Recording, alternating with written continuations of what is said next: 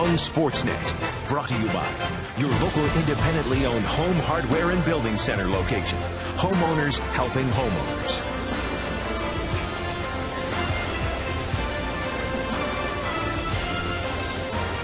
Beautiful night here in Toronto. CN Tower high up of Rogers Center. The roof is pushed back. It's a hot, muggy, summer-like day here in Toronto. Blue Jays are happy to be back home. They just finished up a 1-5 road trip. Buck Showalter's Orioles had a tough homestand as they lost 2 series as well. But they are tied for the lead in the American League. 29-19. Top of the order, Xavier Avery, J.J. Hardy, Nick Markakis, and then the cleanup hitter is the latest of the multi-millionaire ball players. Adam Jones just signed a lucrative contract for 6 years this season against the Blue Jays. He's played like a superstar. 9 for 21, a double 3 home runs and 5 RBIs for the center fielder for the Orioles. Matt Wieters, Wilson Benjamin, Chris Davis at first base. Mark Reynolds is back off the disabled list. He's the DH tonight, and Robert Andino is the second baseman. Drew Hutchison coming off his shortest outing of the season. He allowed a season-high 6 runs during his start versus the Tampa Bay Rays. He didn't walk a batter in that game, but he needs to get the ball down in the strike zone. He was hurt by Tampa Bay by pitches up in the strike zone. Carlos Pena, Luke Scott took him deep in that game. He had a couple of home runs. His second time that he has faced the Orioles this season, faced him way back on April the 26th, his second start of the season. Xavier Avery steps in, shows bunt, and takes one inside off the plate. Avery batting .228. They've had so many injuries to their outfield. Nolan Reimold, their left fielder, has had a couple of different injuries and have pushed him to the DL. Fouled off the mask of Jeff Mathis. Avery's been slumping a little bit also at the top of the lineup. Just 3 hits in his last 27 at bats, so he'll just slap the ball on the ground, try and bunt his way on. He's got a lot of speed. He's 22 years old. Those are his numbers from AAA Norfolk. 73, 5 homers and 16 RBI.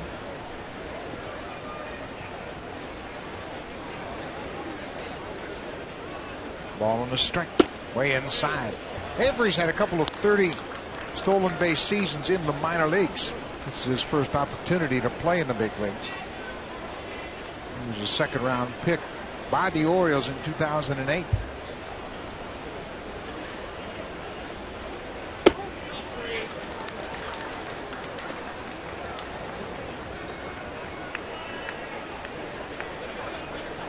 Three and one. Drew Hutchison, as Pat mentioned, a short start last time out. Omar Vizquel is the shortstop tonight, as Yunel Escobar is dealing with a groin injury.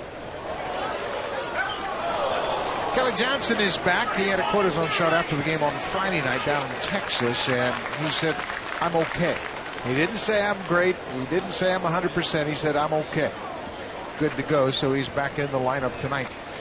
Watched him running out in the outfield this afternoon about 3 o'clock. He looked good to us. Strike 3 call. Good fastball down and away. Hutchison picks up his first strikeout. Good sign when he is dotting that outside corner with his fastball. A scouting report for Drew Hutchison is brought to you by Home Hardware. Homeowners helping homeowners. 78% of the time he's going to throw his fastball, and it's about 91 miles an hour. Batters are hitting 318 off of it. The changeup, I think, is a very important pitch for Hutchison. He only throws it 8% of the time, but hitters are hitting just 154 against Drew Hutchison's changeup, so that might be the good combination for him against the Orioles. J.J. Hardy looks at a good fastball. Hardy's now 29 years old. He's really recaptured his home run stroke since joining the Orioles. He was a power-hitting shortstop when he first came up with the Brewers. Had a 26 home run season and a 24 home run season. And then some injuries zapped him of his power. And since Buck Showalter moved him in the top part of the order for the Orioles last year, the home run stroke has come out. He and Troy Tulowitzki, the only shortstops to hit 30. And he is on pace again for 30. He's got 10 home runs already. Here's the 1-2 from Hutchison. Just off the outside corner. Hutchison's got a little extra zip on his fastball tonight. That last one, 95 miles an hour. But so far, so good. He's got to keep it down. This is a home run hitting bunch, the Baltimore Orioles.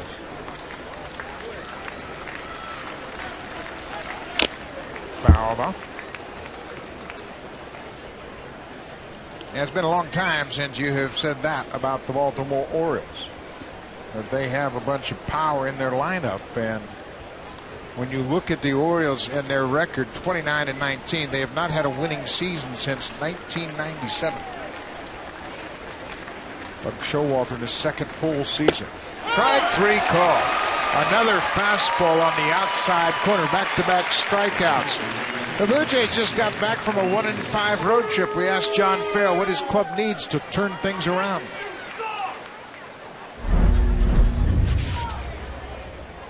Where we have to control things from our standpoint, and I always go back to when you come through some rough patches, it starts with our starting pitching. It's not to put any additional pressure on them, but it's to say that keeping the game under control from the outset gives our offense a chance to get on track and keep the game under control. So far, so good for Drew Hutchison. First two batters, he's struck out. And I don't think John Farrell is saying anything the pitchers don't know. He has talked to them about that all season long. He has mentioned, hey, pound the strike zone, you be the aggressor, and they had been up until the last time through the rotation where they just lost command of the strike zone. Yeah, that has been the problem, that there are too many counts, that they get themselves in bad counts versus good hitters, and you know what's going to happen there. Strike one is still the best pitch in baseball. You get ahead, throw strikes, make him hit the ball, keep it down, and good things are going to happen. 2-0 to Nick Markakis. There's a strike. Markakis seeing Hutchison for the second time. The right fielder for the Royals went 3 for 3 the last time they faced one another. A couple singles and a double.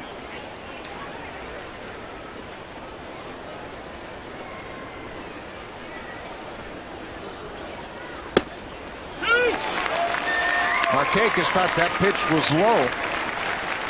Paul Nart, the home plate umpire. And now the bench is giving it to the home plate umpire. And he's letting them know. He's saying that ball is not down. Yeah. Looked like it was right at the knees. Good numbers for Markakis in his career against the Blue Jays.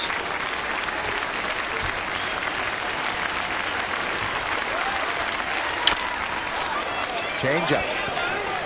Good inning for Drew Hutchison. A couple of strikeouts. A 1-2-3 top of the first.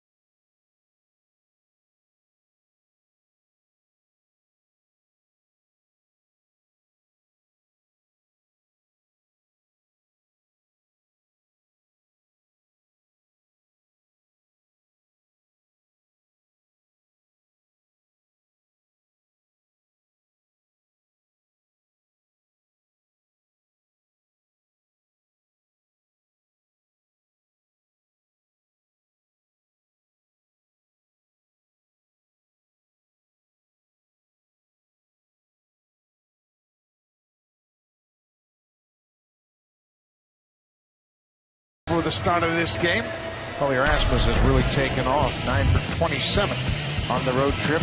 Blue Jays are at 500. First time they've been at 500 since late April. Brett Lawrie got his major league debut against the Orioles, and he has hit them ever since. 19 for 56, couple of doubles, 5 homers, and 13 RBIs for the Blue Jays third baseman. Kelly Johnson back in the top of the order. Collier Rasmus flourishing at the number 2 spot. Bautista, Encarnacion, and Thames. Then Lawrie. David Cooper makes his third start at first base. Mathis is behind the plate, and the veteran Omar Vizquel at short. 25-year-old Tommy Hunter will take the mound for his 10th start, and it's been a struggle of late for Hunter. He's allowed 4 earned runs or more in 3 of his last 4 outings. He hasn't won since April the 24th, and you know who he pitched against on April the 24th? He beat the Blue Jays 2-1 with 6 very good innings, giving up just 1 earned run. So the Blue Jays are familiar with him. He has had his troubles in this ballpark in the past. Last time he was here, he gave up 4 home runs and 1 to Kelly Johnson. High and deep down the left field line, and Avery runs out of room. Kelly Johnson, as we mentioned, had an injection on Friday in his hamstring, and John Farrell, Brian Butterfield, George Poulos all watch him run, making sure he's not holding back and protecting that injury. It's the lower part of the hamstring, just above the knee, and he says, when I get going, I'm fine. I don't feel it. It's when I get to start, and then when I stop for a while and sit down for an inning or so, then I feel it again. But the cortisone shot is supposed to alleviate the pain, take some of the inflammation out of there, and he thought he just missed just 1 day. As it was, he missed a couple, and he's back in there. Another drive down the left side. This one slicing well out of play. We mentioned Kelly hit a home run against Tommy Hunter last time they faced each other here. It was an opposite field home run to left, 1 of 4 that Hunter allowed in that ball game. Lately, it's been a bit of a struggle for the second baseman.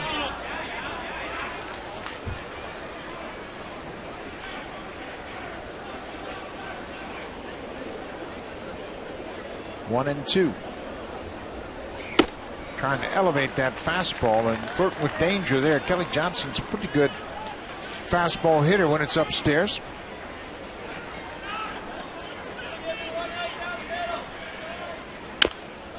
Bounced foul. That's almost universal, isn't it? High fastball, breaking ball right up behind it. You see that high fastball, and you can put that curveball in your mind. After you see that, there are the numbers for Hunter in his 10 games versus the Blue Jays. 15 home runs given up. Off the glove of Matt Wieters, and Johnson stays alive. The Orioles swept the Blue Jays the last time these two teams played in Baltimore. Tommy Hunter beat Henderson Alvarez in a 2-1 ball game.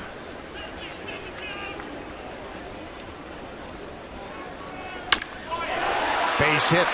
Adam Jones going to cut it off. He can't get to it. It's all the way to the wall. Kelly Johnson very tentative, running the bases, not wanting to really push that hamstring. Starts things off with a leadoff double. Again, once he gets going, he says, I am fine, but you got to get it going. And watch him coming out of the box. You can see very tentative, like you said, coming around the bag, and he knows he can make it. You don't want to stretch it too much where you feel something snap, but he said, once I get going, I'm going to be fine. Just his 4th double of the season. So now the hottest Blue Jay hitter steps in, Colby Rasmus.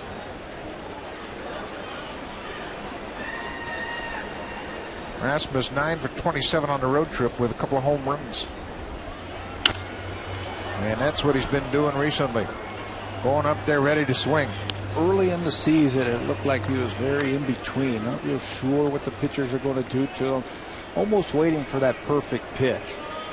But up until about 2, maybe 3 weeks ago, he said, I'm going to be aggressive. First strike I see, I'm going to attack it. And he has looked very comfortable at the plate. Off the plate inside. Talk about what it means for a hitter to be in between. In between means you're looking for a certain pitch, and then the pitcher throws something else that you're not looking for, or you're looking for it in a certain spot. Basically, it means that you've got so many thoughts inside your head, you're confused, and before you know it, the ball's on top of you. Now his approach is very simple. I'm going to get on top of the plate, and I'm going to be thinking swing first, and then if I read that the ball's out of the strike zone, then I can take it. Yeah, and as we talked about during the road trip, you're a hitter. You have to have aggressive thoughts. If he throws one in the zone, I'm going to hit it. It's not going up there and saying, I wonder if he's going to throw one close now. And that kind of hesitation creates problems.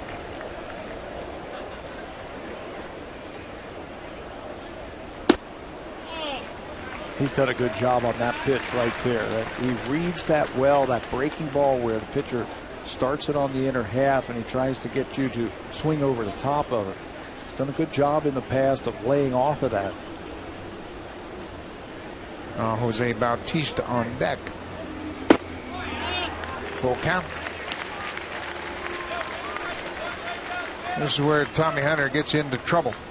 Get a couple of guys on and then get a home run hitter up there. And the Blue Jays, as we showed you earlier, have hit 15 home runs against Tommy Hunter.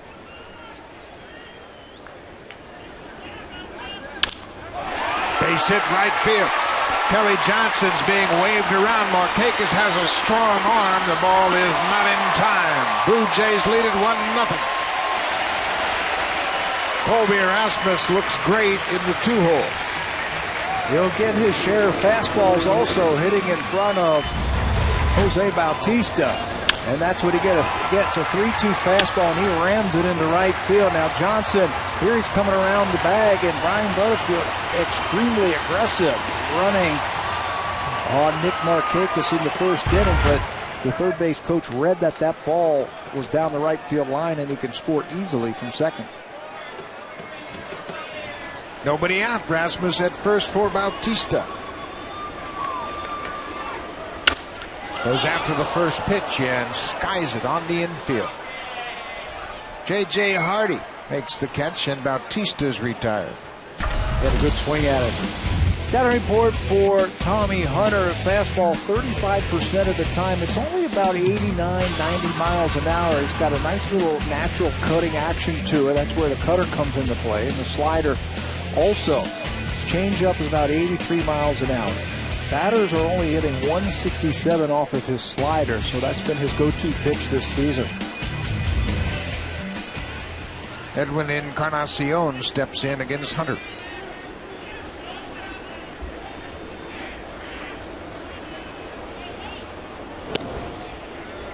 Rasmus is 3 for 3 in steal attempts this year.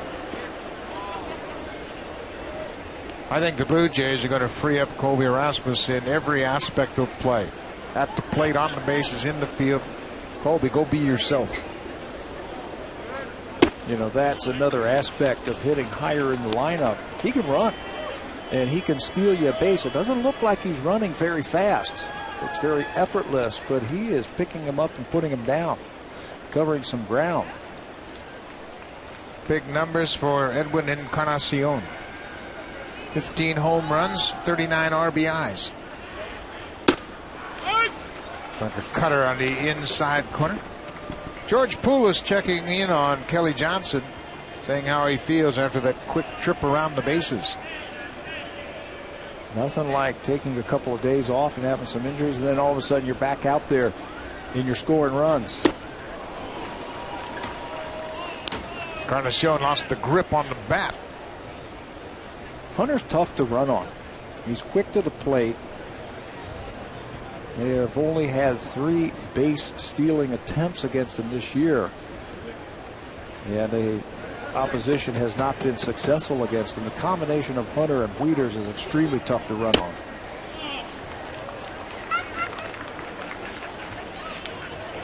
Now you can see Torlebello helping out Rasmus, and if they can't pick up something from Tommy Hunter. Wieters looking in for that base running game. Popped into right. Markakis over toward the line. 2 outs.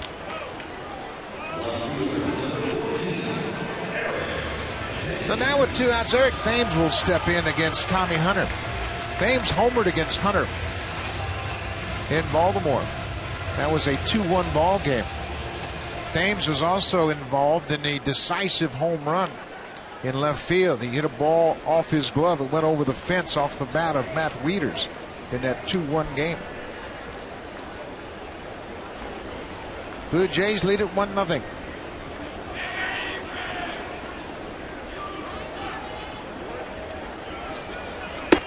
First pitch strike with the breaking ball. His approach, you know, hopefully he is sitting there and watching Colby Rasmus approach at the plate. At times this year, Eric Thames has taken a lot of pitches right down the middle, looking like he's in between. Better when he's just letting it go and swinging that bat. You saw his numbers against the Orioles. He has hit them well. This season, a .412 average, 7 for 17, a double and a home run. As we mentioned, that home run came against Tommy Hunter. Base hit through the shortstop into left field. First and second, 2 outs. Baltimore Orioles this year have started to really shift like some of the other teams in the American League East, and this time it backfires on them. Thames inside out swing on a pitch that was up, and that would have been right at the shortstop if he was playing up, but Hardy was playing him up the middle, and Thames has himself a hit. Now Blue Jays with runners at first and second, 2 outs. Brett Lawrie will step in. Lawrie made his major league debut last year against Tommy Hunter. Drove in a run in his first at bat with a single to center.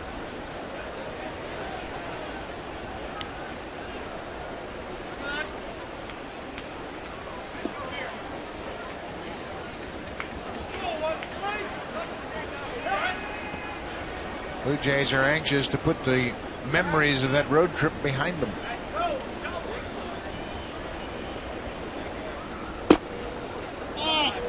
And they played 2 pennant contending ball clubs. Tampa Bay has been to the postseason 3 of the last 4 years. The Rangers have been to the World Series the last 2 seasons. Just a little reminder of how tough it is when you want to get to the top of the mountain and how far you have to go to get there.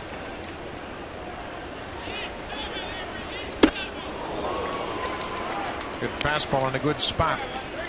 Inside and about letter high. Yeah, teams have been tying up Brett Lawrie with the fastball, pitching him inside. He's seeing a lot more breaking balls this year than what he saw last year. So he's going to have to learn how to hit the off-speed pitch. Pops this one up on the infield. Andino is there. Laurie's retired. The inning is over, but the Blue Jays take a 1-0 lead on the RBI single by Colby Rasmus.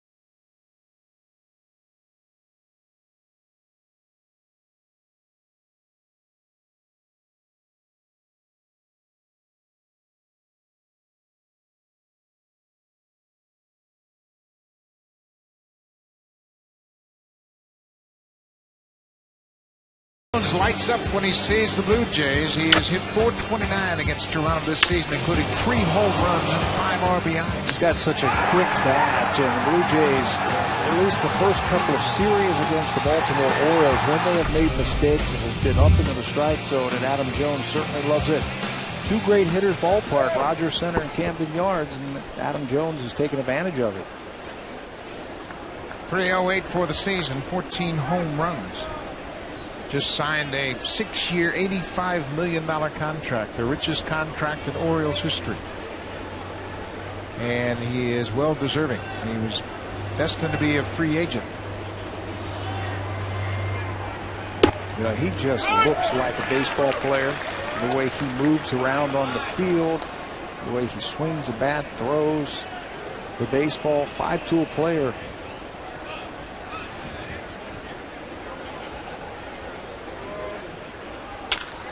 Broken bat. Laurie takes his time. David Cooper helps him out.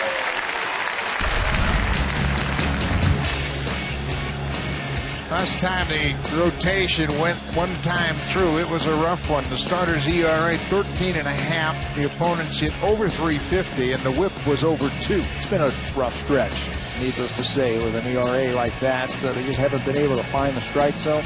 Some of that has to do with the competition. You mentioned it, Tampa and the Rangers that they have faced.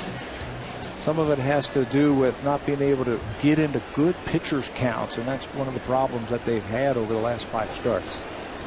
They have been among the best starters in the American League all season long. And their numbers are going to be skewed because of that last road trip. But you have to still remember they have had 20 wins from their starters, right near the top of the league. I think that's what you have to be able to take.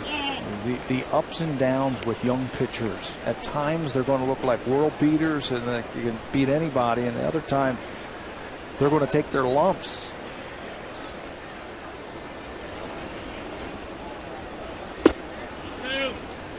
Matt Waiters, the catcher.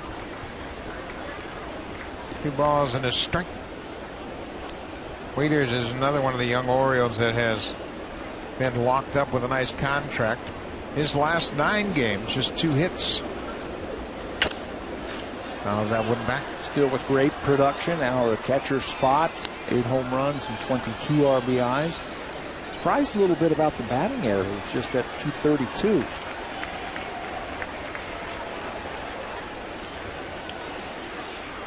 Just the wear and tear a catcher takes on his body, and offensive players will suffer because of that. 2-2. Driven into center. Rasmus back near the warning track. Makes the running catch.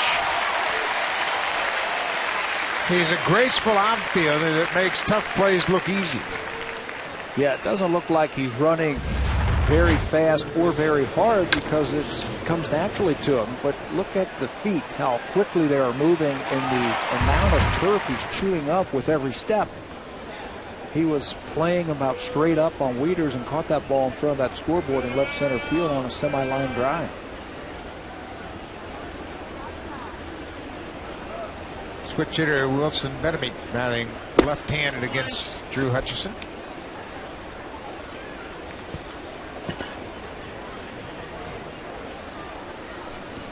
1-0 Blue Jays. Colby Rasmus, the RBI in the bottom of the first. Good changeup.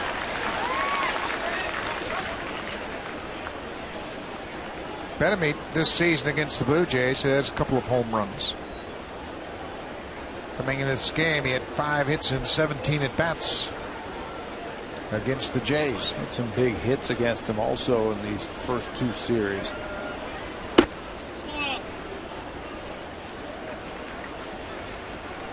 Betemit had a home run in the series in Baltimore. And that 3-0 Orioles win in game 2. Wilson Betemit and Chris Davis both had home runs. Jason Hamill beat Kyle Drabek in the second game of that 3-game series.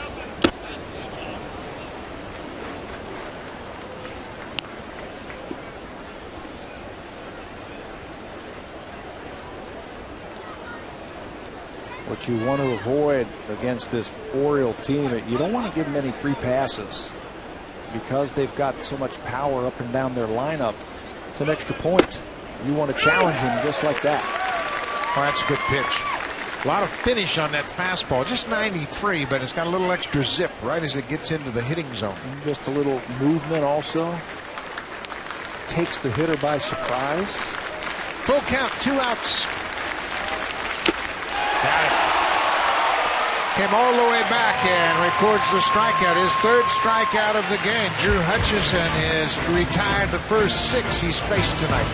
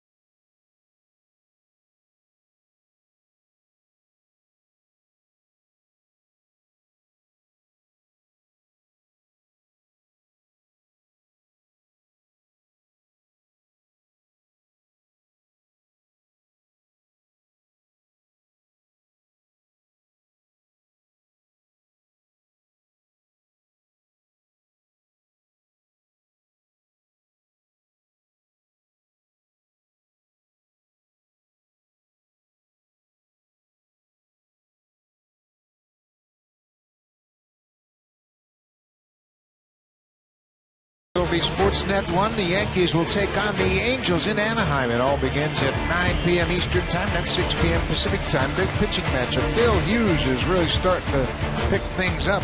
Will go up against the great Jared Weaver. Weaver's 6-1 for the Angels. As the Yankees are out on the West Coast, they just swept Oakland in a 3-game series. In that one loss by Jared Weaver, got crushed, remember, by Texas? Yep.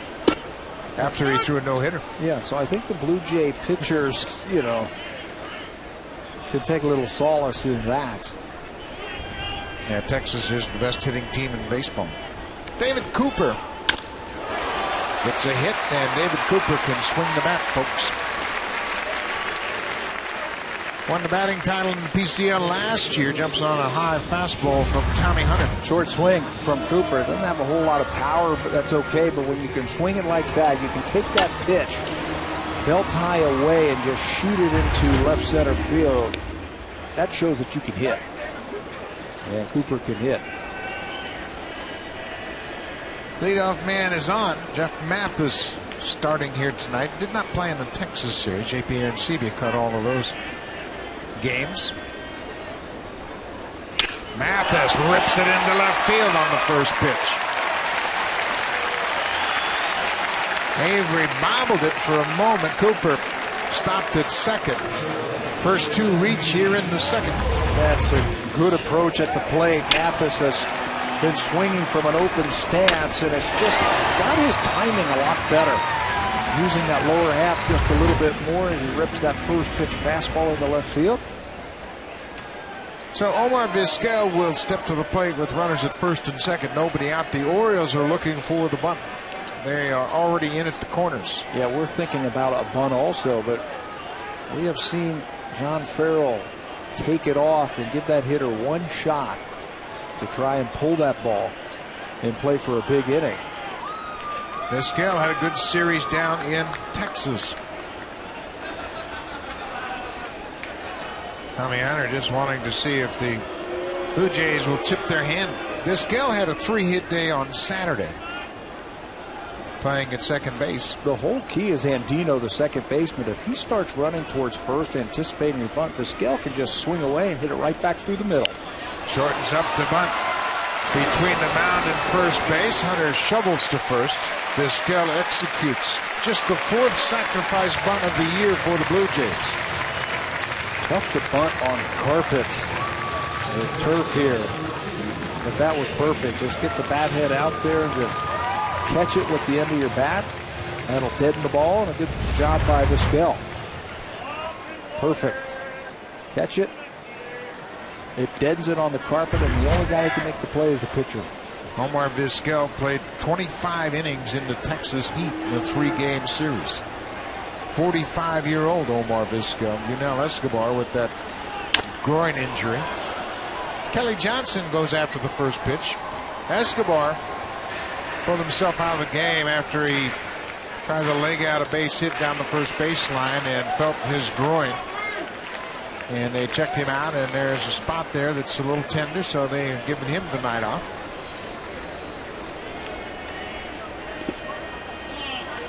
Yeah, in that heat, if you don't keep yourself hydrated, you're going to pull muscles.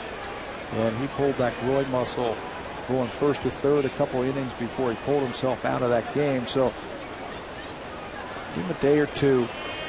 The problem with that is Blue Jays already have just 3 bench players. And if he's down, they're really playing with 2 tonight. Arancibia and Davis, who are healthy.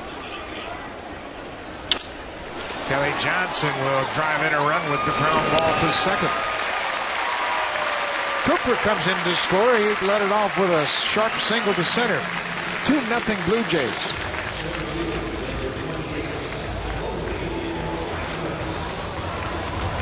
You just get a sense that the Blue Jays just feel like they got to pour it on and pour it on.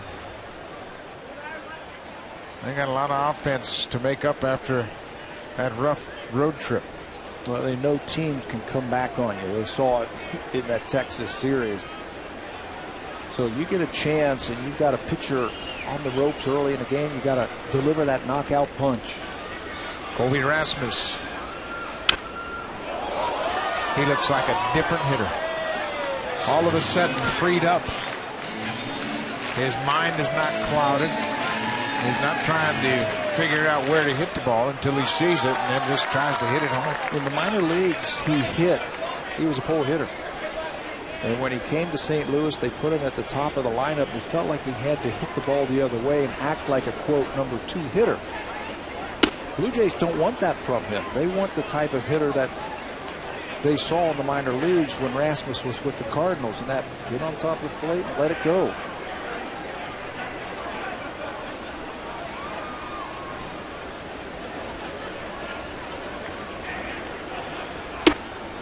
Lays off that cutter. The appeal down to third, and Lou and Danley said no swing. Colby Rasmus, known as a pull hitter, but he's got a home run to left field this year. And you can see from that he really pulls the ball in the right field, which is okay. When you're up on top of the plate like that, you can pull those outside pitches also. Another pitch inside. This is another thing that happens. When you get up on top of the plate, the pitcher feels like he has no place to throw the ball. Like if he gets it inside, it's going to be a ball. If he leaves it out of a plate, it's going to get hit hard. I think you really jam up a pitcher's mind when he looks in and sees that there's no place to throw the ball. Well, he says when you're on the plate, well, I can't go in there because he's waiting for us. So you try outside, and that's where you can get hurt too. 3-2. There are just some bad visuals for pitchers when they look in at home plate and that batter is standing right on top of the plate.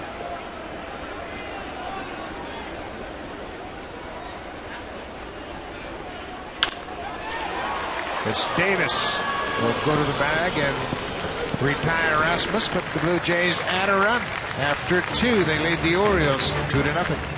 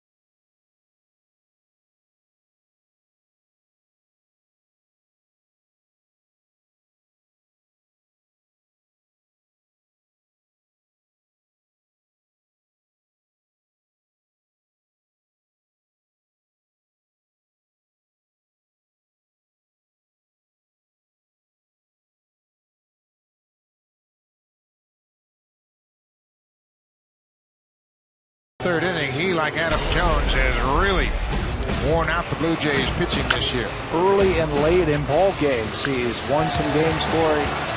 Very strong. He didn't think he got that one and went out of the ballpark, and we got Darren Oliver. This is a guy, Chris Davis, who just a couple of years ago, last year, in fact, in AAA for Texas, had 24 home runs and just 193 at-bats. The thing that he's doing better this year is he's got better plate coverage. Look at the average, 303 with the 8 home runs and the 21 RBIs. He's not striking out as much as he has done in the past. Shorten up the swing just a little bit more and making more contact. Davis is just 26 years old, and he's big as a house. 6'3", 230. And he's got a lot of pop. Here is the hot zone averages for Chris Davis, and that tells me just don't throw it belt high in the middle. Inside, outside, keep it up or keep it down to that swing plane. You know, what's interesting about that is down and in is usually a hot zone for any left-handed home run hitter, but he's only hitting 176 down and in. There are the numbers we mentioned against the Blue Jays, 7 for 20. with 5 extra base hits. On the ground, Kelly Johnson didn't get much of a break. He didn't have a good break on it and watched it go into right. That's the first hit for the Orioles. Comes here leading off the 3rd.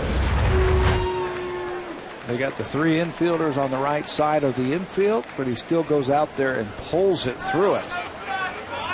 No chance for Johnson to get that one. He's just hit too hard. You see Johnson too, after he took a couple of steps and realized he wasn't going to get to it, he didn't push it at all. He's dealing with that tender hamstring. So leadoff man is on. Mark Reynolds, just back off the disabled list.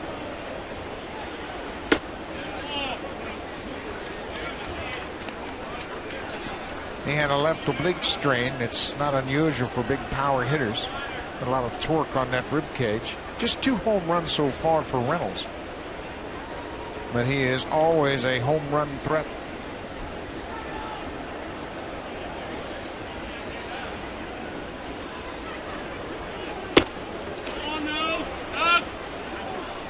You can find holes in his swing. Very aggressive hitter at the plate. You can see 986 strikeouts since the start of the 2007 season. That's the most in baseball, more than Adam Dunn, some of the other big strikeout kings. But you can find holes in his swing, and a lot of times it's away. 2-1. Jeff Mathis wants to go talk about this next pitch. It's easy to do with Drew Hutchison because he can execute pitches so effectively. He can hit both sides of the plate. Mathis saw something in that last swing, and he said, you know what, let's go here. And no reason to leave it to doubt. Mark Reynolds hit 37 home runs for the Orioles last year. He's had a career high 44 home runs in a season. That came in 2009 with the Diamondbacks.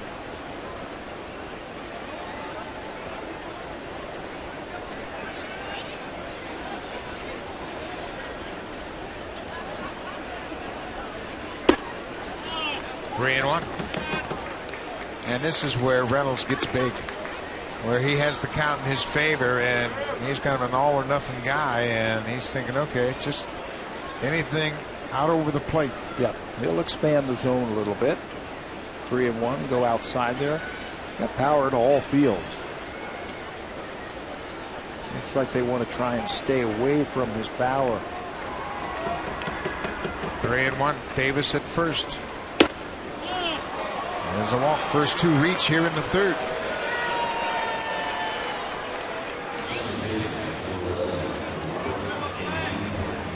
Blue Jays have had problems with the base on balls, and it has a tendency of coming around to hurt you. Here's the Blue Jay totals of walks. They have owned 198 walks now. That's the most in the American League. Especially in this division. You start walking people and putting guys on base, somebody's going to run into one. Yeah, and before you know it, there's 3 quick runs on the board. And Dino goes after the first pitch and fouls off the slider. We know that Drew Hutchison has command. He has shown that. He's got a very sound delivery, sound mechanics, and keeps the ball generally on the plate. But he too has been running into problems with base on balls, averaging about 3.5 per 9 innings.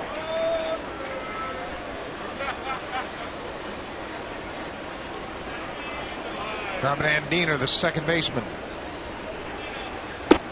Shows bunt. There's a throw to second, and they got him picked up. There's the tag by Laurie, and now they go to second base. He's safe at second as Reynolds moved up. Chris Davis has been called out by Kerwin Danley for going out of the baseline, avoiding the tag of Laurie. DeMarlo Hale, the third base coach, is arguing with Danley. And now Buck Showalter is going to pick up the argument.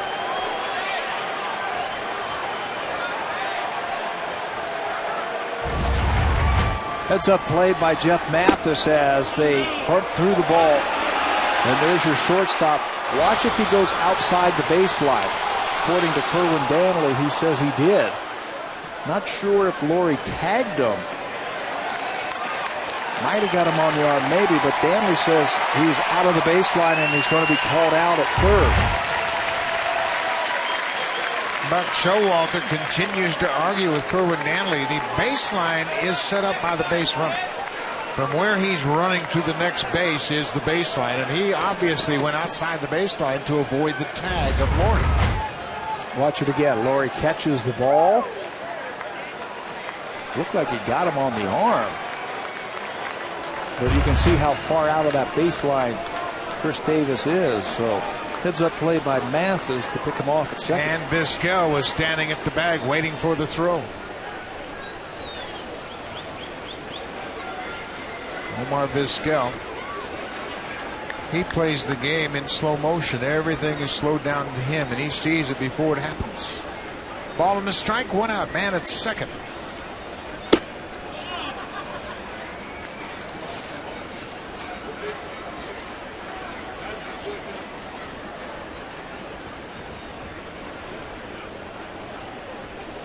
Robert Andino has the count in his favor. 2 balls and a strike.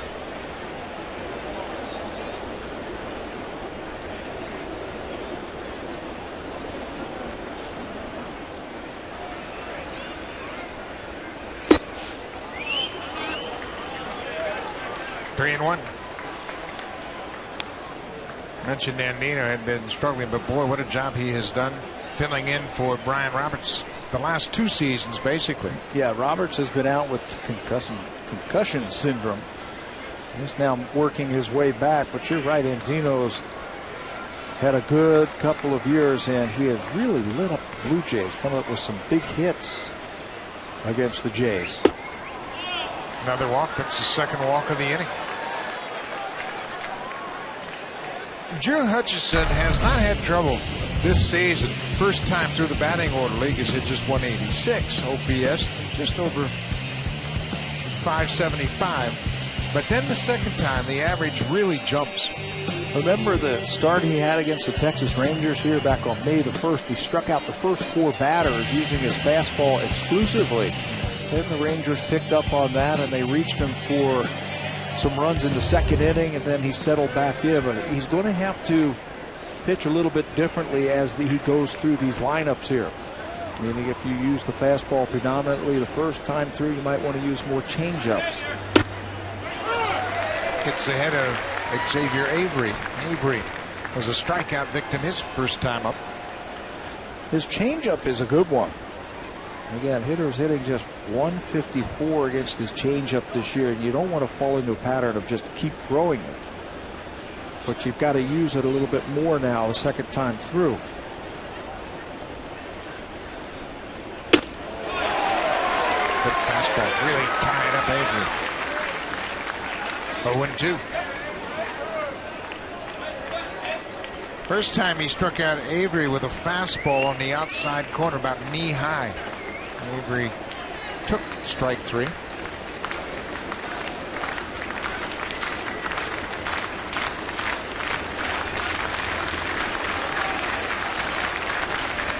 Breaking ball this time. Jeff Mathis didn't fall into that same pattern, and Avery strikes out for a second time. A little bit sharper break to that slider as it came to home plate, and he buries it in the ground. Avery has never faced Hutchison in the big leagues, so he doesn't know what his breaking ball does, and goes after it. So now Hutchison really has to make good pitches here to J.J. Hardy. Hardy struck out also on a fastball looking his first time up, and he's a very aggressive first pitch hitter. First ball fastball hitter.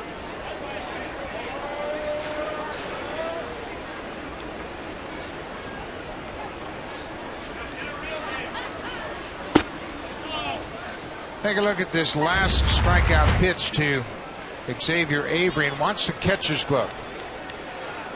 You see Mathis just wears that glove halfway on the palm of his hand. That's not unusual. Most catchers do that. You can see the heel of his glove is clearly out of the glove.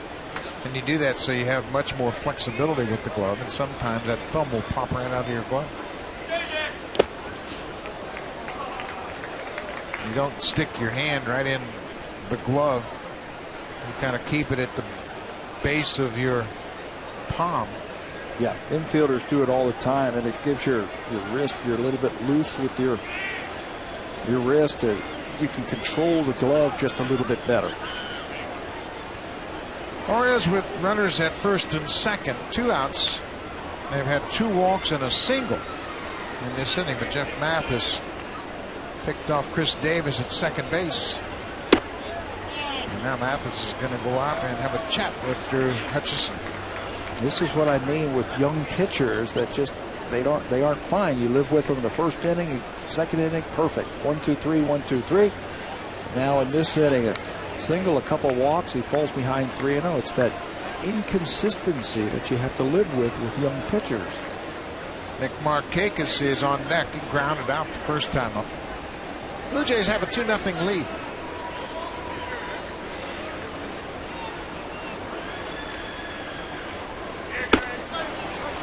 That's the 3rd walk of the inning.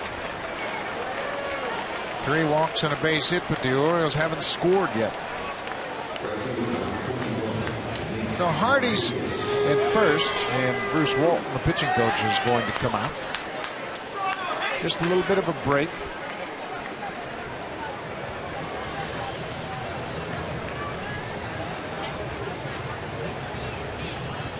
Again, young pitcher throwing an awful lot of pitches. Here we are in the 3rd inning, 50 pitches already for Drew Hutchison. And it just takes a little something to throw you off your relaxed feeling. Again, the first 2 innings, 6 batters up, 6 batters down, 3 strikeouts.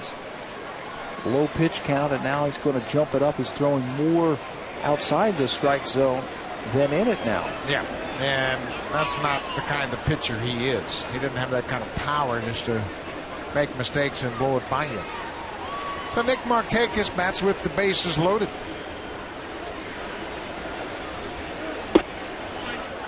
Fastball way off the plate outside.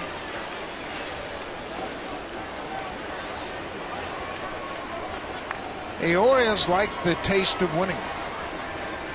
They have had a long drought between winning seasons, and right now they are tied with Tampa Bay atop the American League East.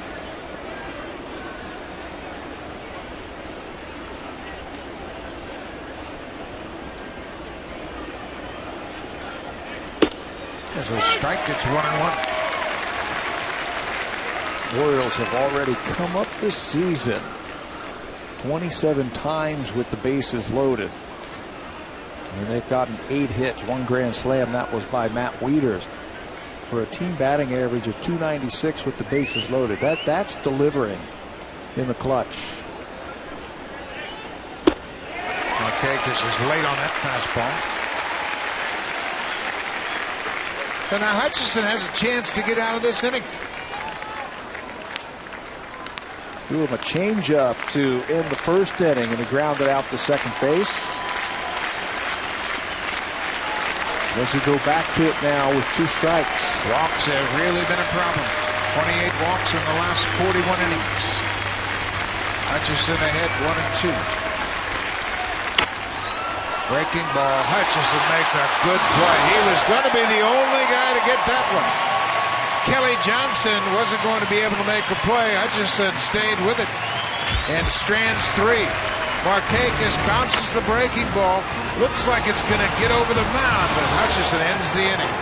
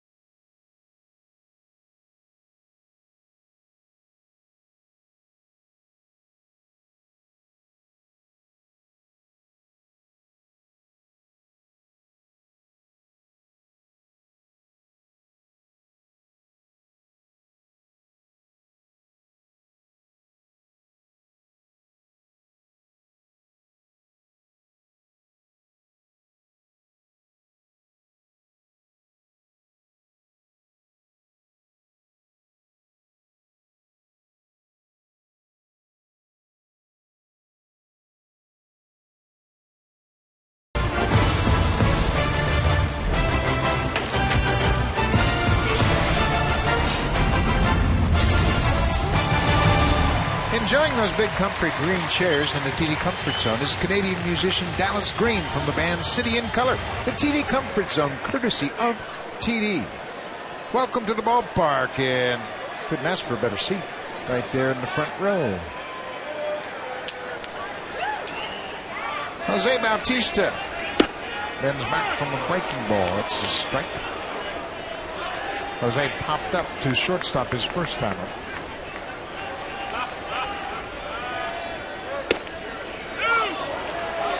Borderline pitch up and away, and Bautista's fighting the urge to say something about it. Yeah, you can see him whenever he puts his head down like that and steps out, he wants to say something, he knows he can't. Off the end of the map. J.J. Hardy waits on it. It's in the dirt and off the glove. Bautista made a turn for second. He's got to get back. And he did.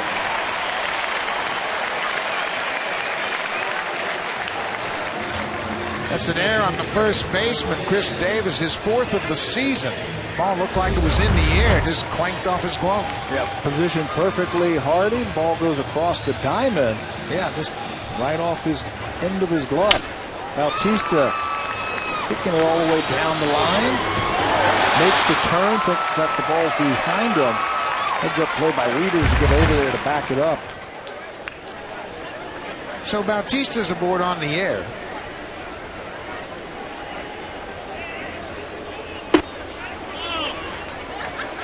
Boy, that puts a lot of pressure on the pitcher. Get a ground ball, meet of the order. Think you're going to be working with one out, and all of a sudden now you got a dangerous hitter at the plate with man at first base. A guy who has reached the seats in the past against you. So you got to be perfect. Ball on the strike. Well, just the mindset. Bautista did a great job of getting out of the box and hustling up the line. But Tommy Hunter throws a pitch, sees the ground ball, thinks he's got an out. And he's already thinking about Encarnacion with nobody on. Now this changes his thinking process with the runner on. He is in the stretch now. He's thinking about a ground ball.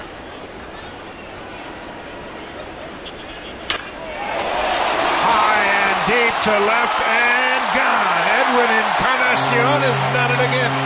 Number 16.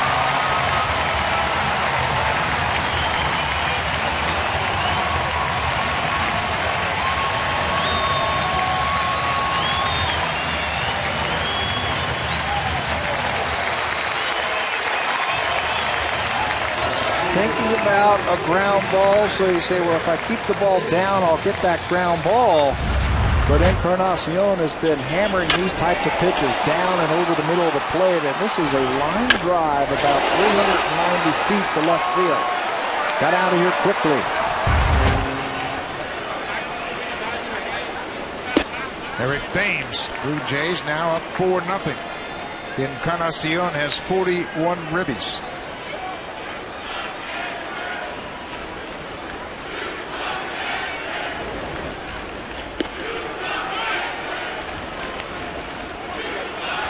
Tommy Hunter has had problems giving up the home runs in this ballpark.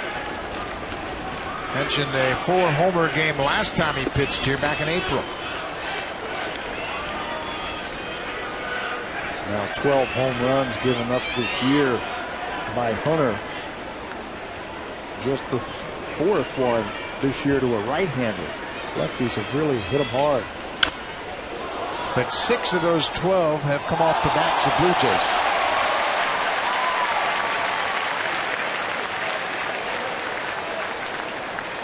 What a turnaround for Edwin Encarnacion. He didn't have a home run until May 29th last year. Now he's got 16. And you got to give him a lot of credit. And John Farrell has talked about it a lot, how he came into camp in great shape, changed his approach at the plate, used 2 hands, and he's been the most consistent hitter. On this date a year ago, look at the numbers for Encarnacion. I know some injuries at the beginning of 2011 hampered that and slowed those numbers down, but he was getting frustrated.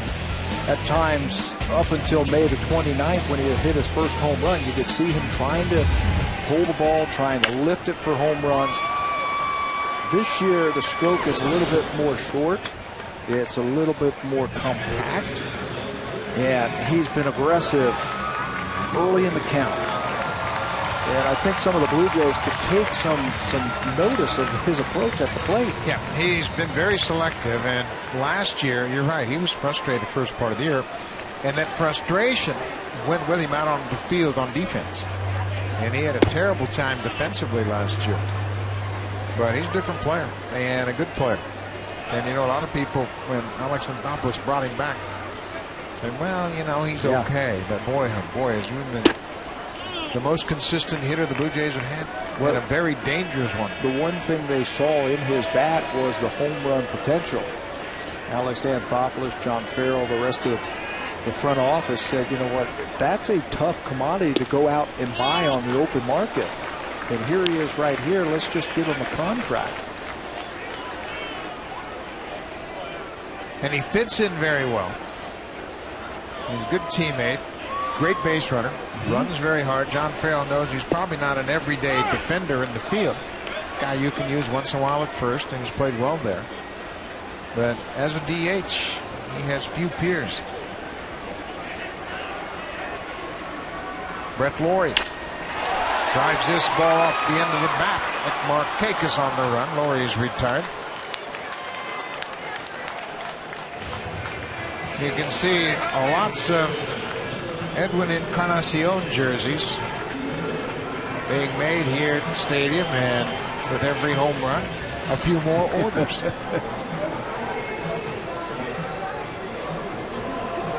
I never knew they did it like that. So that's how good. they do that.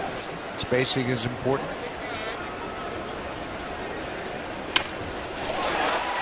David Cooper, his second hit. He's seen 2 pitches. He has 2 hits. Yeah, why wait around? Get up there, first one you see, let it go. And it certainly has helped the Blue Jays approach here tonight. 7 hits already. Well, that's the one thing the Blue Jays have been noted for over the years, being an aggressive team. Wayne Murphy preaches that. Cito Gaston always talked about being aggressive. Get a pitch you can hit, let it go.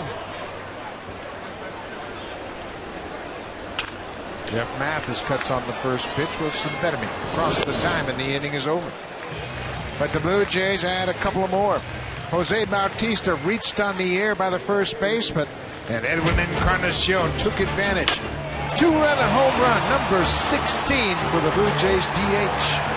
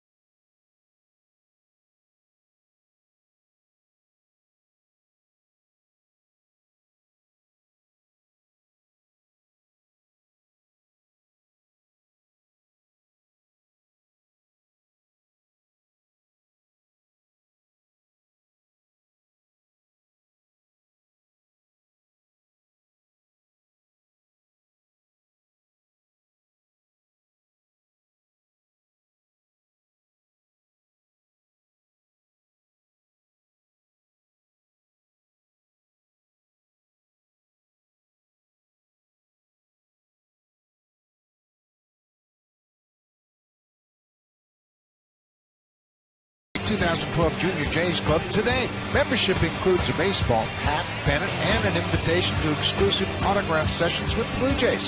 Membership cost is only $19.99. Log on to BlueJays.com/kids or call the Blue Jays at 416-341-1750 to join the Junior Jays Club. Course, every Saturday is Junior Jays Day here at home at Rogers Center. And the kids 14 and under get to run the bases, so join the Junior Jays Club today. Adam Jones shows bunt, takes his strike. They mentioned Jones would be a free agent. That would have been after next year. He comes into this season just with 4 years plus service. By this year out, and then next year would have been his walk year. Ground ball. Vizquel is there. Louis Rivera had a great line when I was talking to him around the batting cage today about Omar Vizquel. He said in the past he never panics, he just takes his time, and he'd get the ball over there just in time, just a step before. Now it's a half a step before. The arm isn't what it used to be 20 years ago, but he just never panics when he's out there. 24th season in the big leagues.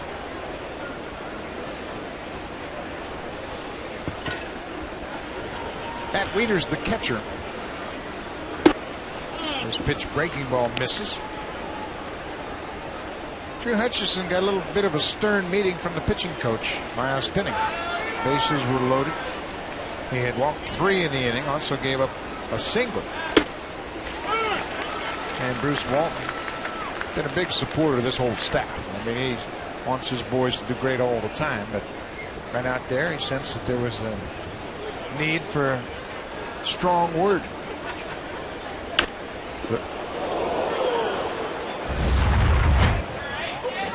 Mathis and Hutchison talking, and Bruce Walton chiming in just to make sure that he has the thought process in the right direction. Now remember, Drew Hutchison's 21 years old.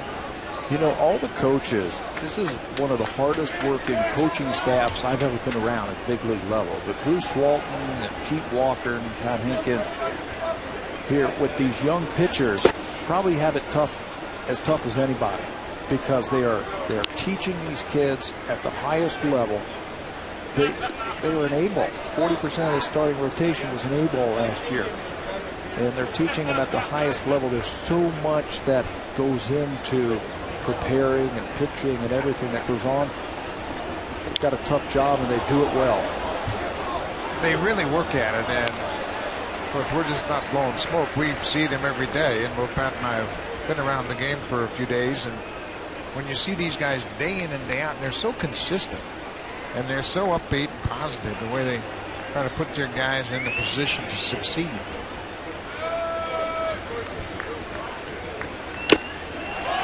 Good fastball fouled into the glove of Mathis.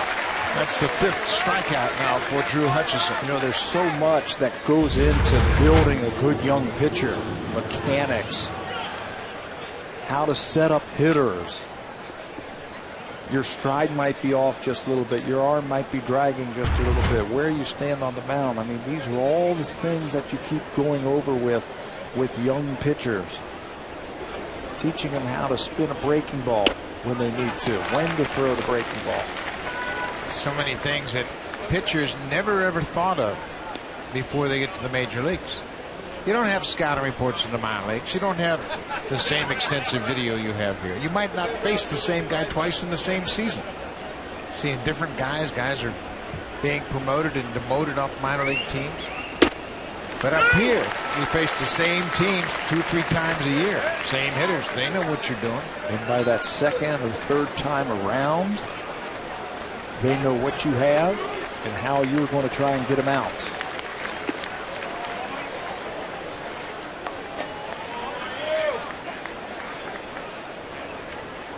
That's just the physical part of it. How about the mental part of it? Preparing yourself every day to come to work. Breaking ball bounced in the dirt. I'm a big fan of starting pitching. I think starters are the most physically challenged players. I mean, catchers, and I love catchers, but to start and go out there and throw 120 pitches every 5th day is demanding.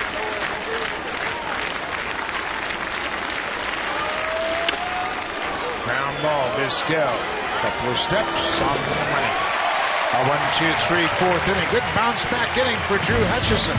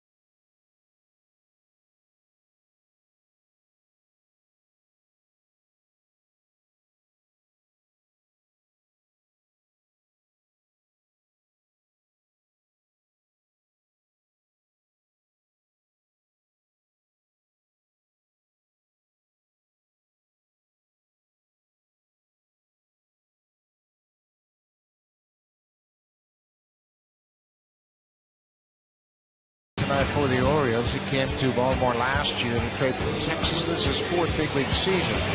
As a starter, he's got an ERA of 4.65. As a reliever, a much more impressive ERA. His opponent's batting average is better. Shorter stints, he can use his fastball a little more consistently, and he doesn't have to mix in his pitches so much. Yeah, go a little bit longer. As a reliever, you can get by first time through the lineup with just 2 pitches, but as a starter, and they see you a lot more often, you got to use a couple more pitches.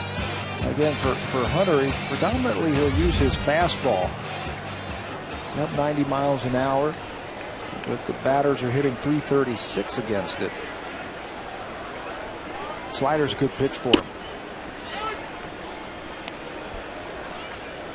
Omar Vizquel got a sacrifice bunt back in the 2nd inning. That contributed to a Blue Jays run. Vizquel is starting in place of the injured Yunel Escobar. Escobar's got a groin injury. Vizquel started back-to-back games at 2nd over the weekend in Texas. He also came on defensively on Friday night because Kelly Johnson had to give in to that hamstring injury. So coming to this game, he's had a stretch of 3 straight games. And you just watch him play and go about his business out on that field. You can see why I think he's going to be a Hall of Famer. Never panics, keeps everybody together. It looked like when we had that shot of Drew Hutchison and Bruce Walton coming out to the mound, it was Vizquel who was talking to his young starter. Line to right, Markakis won't get there, and Vizquel has a sharp single into right. Tommy Hunter started here back on April 13th. It was Friday the 13th, and it caused him some problems. A lot of pitches that were up in the strike zone. Home runs from Johnson, Rasmus, Escobar, and then Edwin Encarnacion deep to left field. Knocking Hunter out of that ball game. All together. He pitched 6 innings, gave up 6 hits, 5 runs, 4 earned runs, 4 home runs. And the Orioles hung on and still won that ball game. Darren O'Day won in relief. The Orioles scored 2 in the 8th and 1 in the 9th. Kelly Johnson. Johnson has doubled and scored. He also picked up an RBI with a ground out. This would be a perfect time to hit and run, even though you've got a 45-year-old guy at first. Just with Johnson's legs problems, just see if he can't go first to third.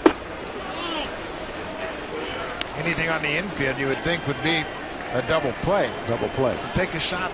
You're up 4-0. Blue Jays used the hit and run very effectively against the Rangers. They were aggressive when they had the opportunity. That whole series.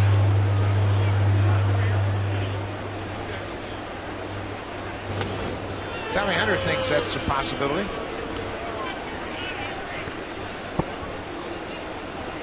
You know one thing, Vizquel's not going to miss the sign. Just plays the game the right way. Shorter lead.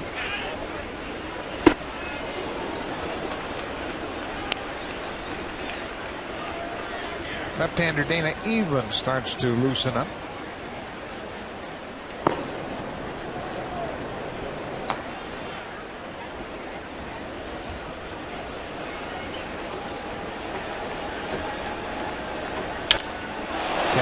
Hits it to center field. Adam Jones back at the wall, looking up. Home run, Kelly Johnson.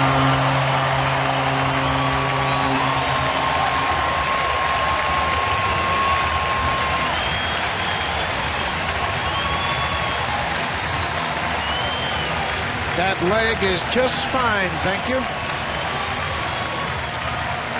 Remember the game in Tampa where he was struggling with that hamstring problem, and he struck out 4 times, just didn't have the base underneath him to finish his swing. A couple of days off after cortisone shot, and now watch that base. He's got a lot of torque and a lot of strength in his lower half. Takes that ball to dead center field for his 9th home run.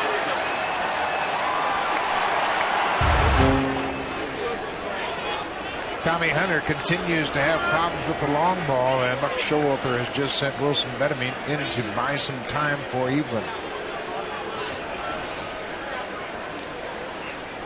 Home runs have been a concern for Tommy Hunter, and now Buck Showalter has enough time, and he's going to go to the pen. There's the home runs per 9 innings. Phil Hughes, who starts tonight against the Angels, has a home run rate of 2.09 for 9 innings, and now Tommy Hunter was right behind him. 2 more home runs allowed tonight, and the second one has knocked him out of the game here. Hunter will leave, and the left-hander will come on. Dana Evelyn will come into the game to face Colby Rasmus.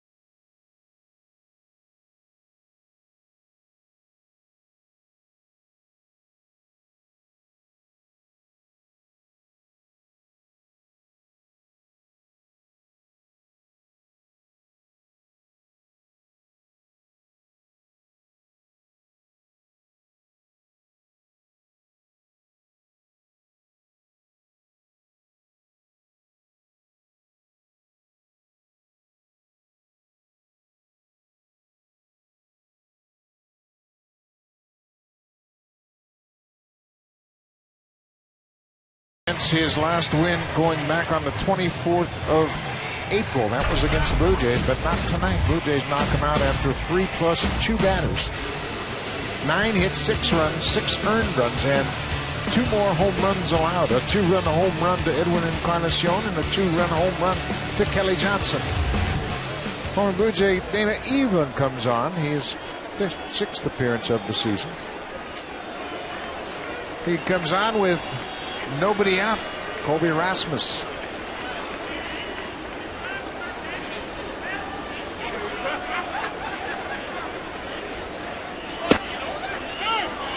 Evelyn was acquired last December from the Dodgers for a couple of minor leaguers. Needed to get an extra arm. He's made a start for him this year. They're now pitching out of the pen, the long man out of the pen for the Orioles. Doesn't throw very hard. Doesn't throw by you. You have to mix it up and hit the spots. Sweeping breaking ball. Evelyn made 9 starts for the Blue Jays in 2010. Omar Vizquel talking to his fellow Venezuelan Henderson Alvarez. Rasmus is hot. Left-hander comes in and he doesn't bat an eye. 2 for 3 so far for Rasmus tonight. Yeah, that's a good-looking swing. Lefties, righties, doesn't matter right now the way that Colby Rasmus is swinging. How about his head? It stayed right down on that baseball. Stayed behind it and rips it into center field. 6-0 Blue Jays. Bottom of the 4th inning.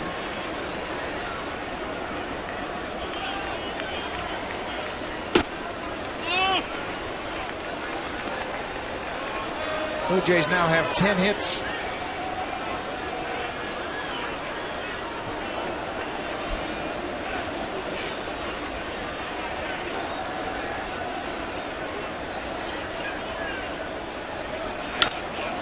Bautista was sitting all over that inside pitch, got out in front of it.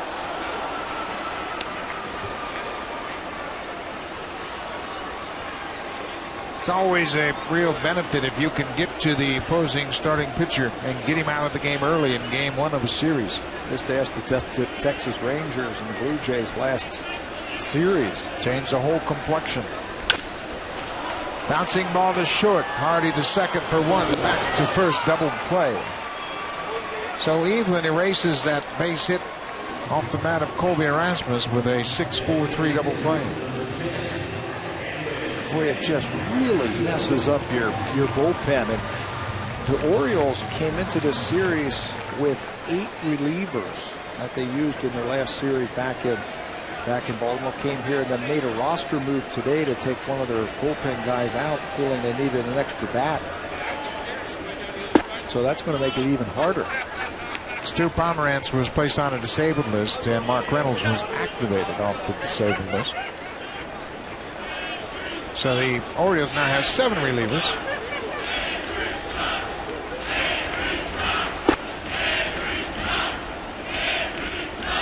Edwin Encarnacion, a 2-run shot his last time up. That came off of Tommy Hunter in the 3rd inning. His 16th homer of the season. 41 RBIs now for Edwin. Pop down the right side and back into the seats.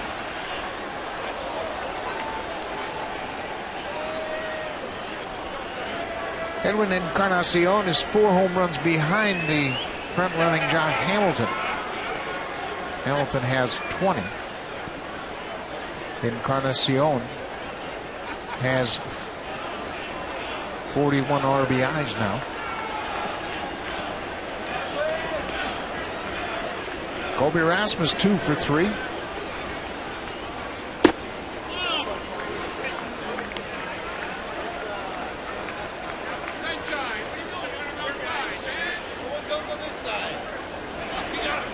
Drew Hutchison with a comfortable lead.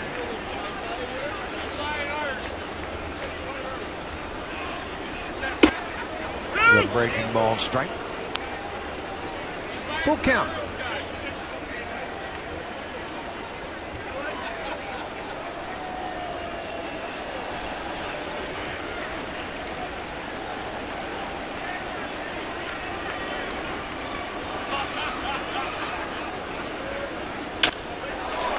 Broken bat, little looper that Andino catches. That ends the inning. Then even gets out of the inning after a 2-run home run. Now it's time for a Blue Jays Central update. Here's Jamie Campbell and Greg Zahn in the Blackberry Broadcast Studio here at Rogers Center.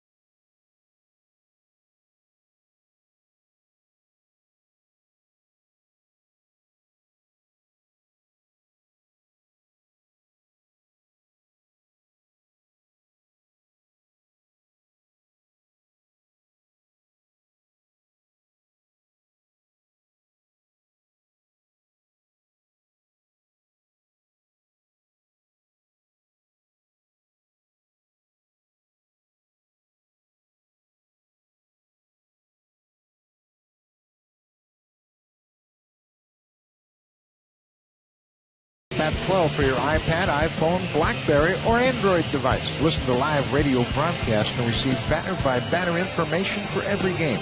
Visit BlueJays.com for more details. Blue Jays are happy to be back home after a tough road trip. Off to a good start with a 6-0 lead here. Top of the 5th. In the bottom third of the Oriole lineup, Davis, Reynolds, and Andino.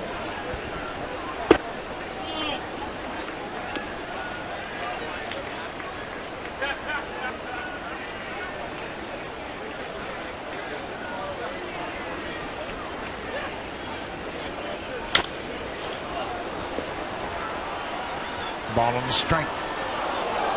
What do you see differently in Hutchison so far? Keeping the ball down. He had a little bit of a problem in the third inning with 3 walks and a single, but he kept the Orioles off the board, but he's kept the ball down tonight. Used his fastball a lot, which is a good thing. And then as he goes through the lineup, if he wants to change and use his breaking ball a little bit more, use his changeup a little bit more, he's established his fastball. But the most important thing against this home run hitting team, the Orioles, he's kept it down.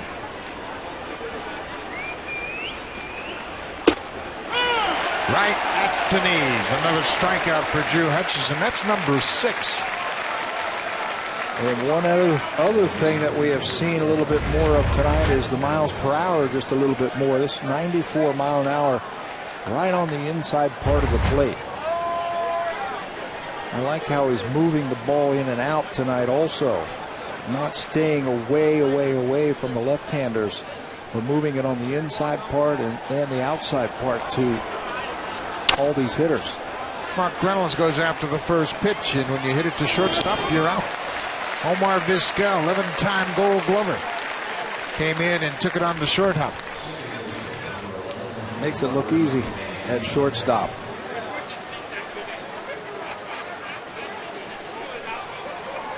Two quick outs here for Hutchison. Top of the 5th.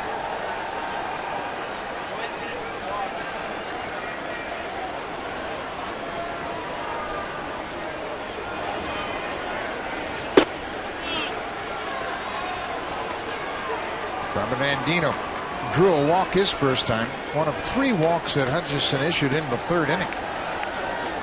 Had a little hiccup in the 3rd inning. Just lost his release point just a little bit. That inning, it was the bottom part of the lineup. It looked like he was trying to be a little bit too fine. Aiming the ball instead of throwing it to a spot.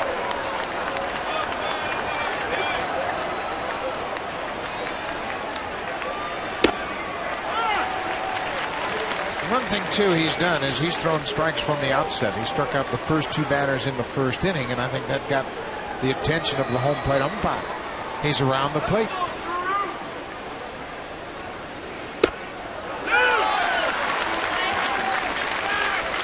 Blue Jays have out-hit the Orioles 10-1. Chris Davis with the only hit, a ground ball through the right side of the infield. That started the 3rd. There's the 2nd hit, right back up the middle. Robert Andino, a 2-out single. Pitch that was up. He's been down all night long. Finally got a pitch up, and Andino banged it through the middle. Watch where this one ends up. Right belt high. It's only a matter of 12, 14 inches, but it's the difference of a base hit or a strikeout, ground ball. 2 outs.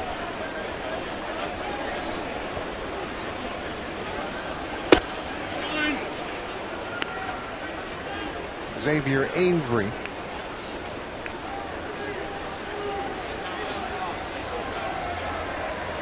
Struck out looking and struck out swinging in his 2 at-bats.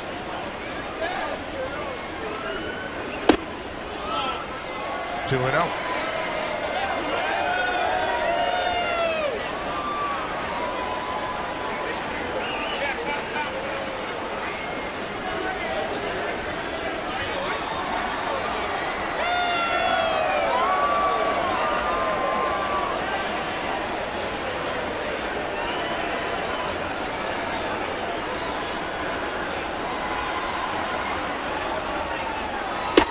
There's a strike. That's what you've got to do. Just 3 hits in his last 29 at bats. Avery doesn't look like he can hit the ball out of the ballpark. 6-run lead, you throw it down the middle and see. Let me see how far you can hit it.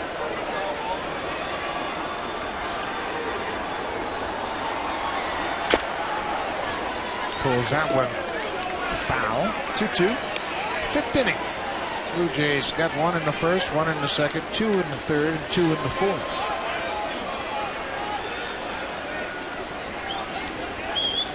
Come in this game at 500, 24 and 24.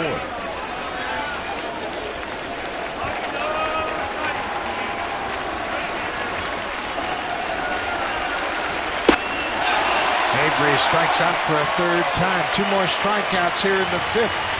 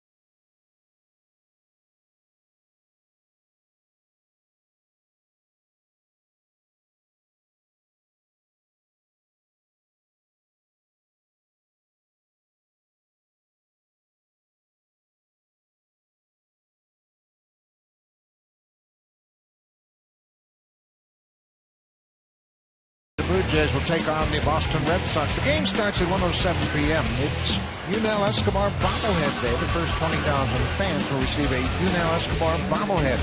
Yunel's bobblehead is the second of 3 bobbleheads in this year's collectible set. The others include Brandon Morrow and Ricky Romero. Call the Blue Jays for tickets at 416-341-1234. Log on to BlueJays.com or stop by most Rogers Plus locations for tickets. Sunday, June 3rd, Blue Jays take on the Red Sox. That's a very popular day when these bobbleheads start showing up. And then Morrow had one earlier this season. Had a good crowd.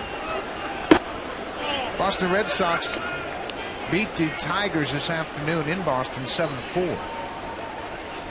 So the Red Sox now are 24 and 24 at 500.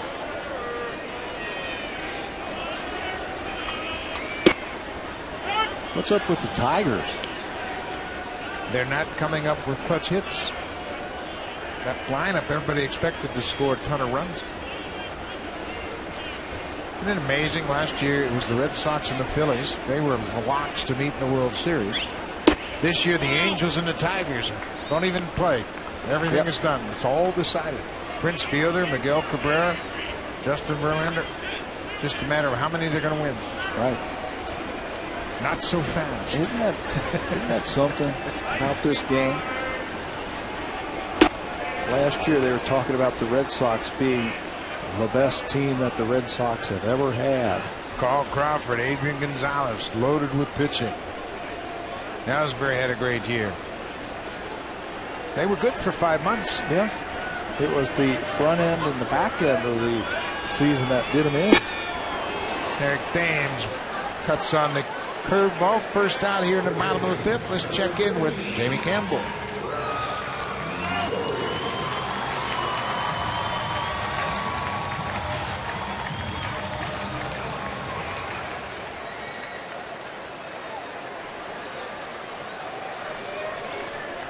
Third baseman Brett Lawrie's 0 for 2 so far.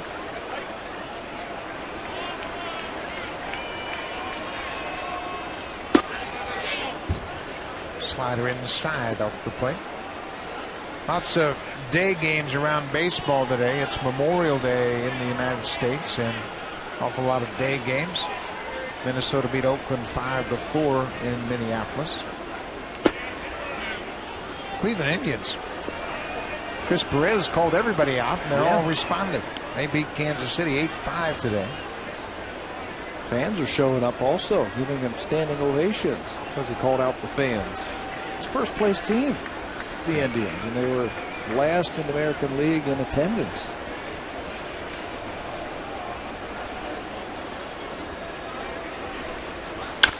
Brett Delory sails one right over the pitcher's head into center.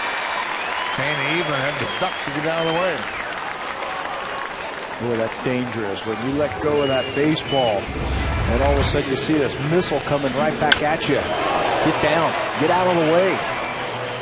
Keebler lets it go. He's in good spot, but it's chuck and duck time. Not much time to react. Lowry stayed on that pitch and picks up his first hit of the night. How about the Chicago White Sox? They won 9 of their last 10 games. Today, down in St. Petersburg, Chris Sale struck out 15 as he beat Matt Moore and the Rays. Matt Moore pitched well. He went 7 innings, gave up 4 hits, but Sale punched out 15. How about Adam Dunn in that game with his 16th home run? That's all they needed. A 2-run home run. Matt Moore struck out 10. White Sox got a good team. Yeah. They've got good pitching. Good pitching. They've got some hitters. They got some guys who can leave the yard. Alex Rios seems to have found his stroke again. Paul Konerko is leading the American League in hitting. The appeal down to Kerwin Manley, and he said Cooper went around too far.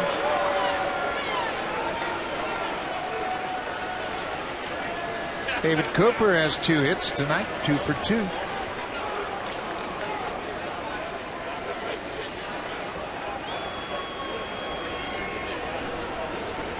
Oh, and 2. Off the plate outside.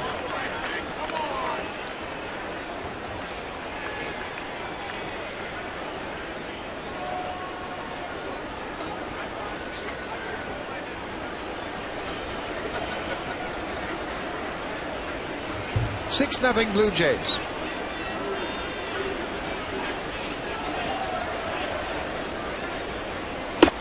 Cooper strikes out, fastball away from him. That's the second strikeout for Evelyn. Lefties this inning. First 2 strikeouts of the game by Blue Jay batters. Evelyn spots that cutter right on the outside part of the plate.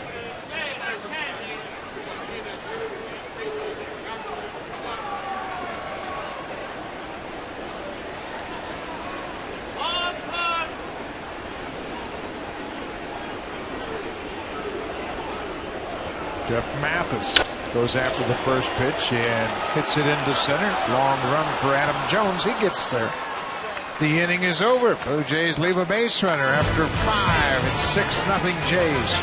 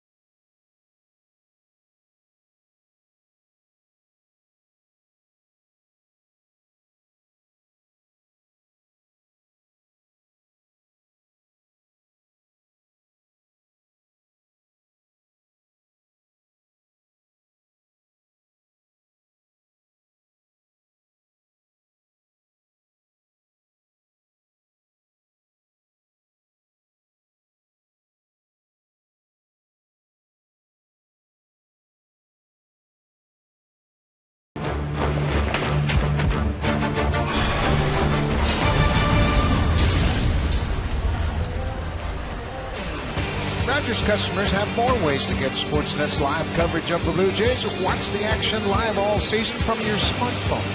Download the Live Rogers app from your app store. Beautiful CN Tower standing high over Lake Ontario, Center Island in the background. Beautiful night here in Toronto. The roof is open at Rogers Center. This is the first of 6 games on this homestand. Orioles are here for 3, then the Blue Jays have an off day on Thursday, and then the Boston Red Sox will come to town. J.J. Hardy will start things off here in the 6th. Big inning right here, I think, for Drew Hutchison. 2-3-4, third time through the lineup. Hutchison has had his problems from the 4th inning on this year. ERA over 8 from the 4th inning on, and now you got the middle of the lineup to deal with.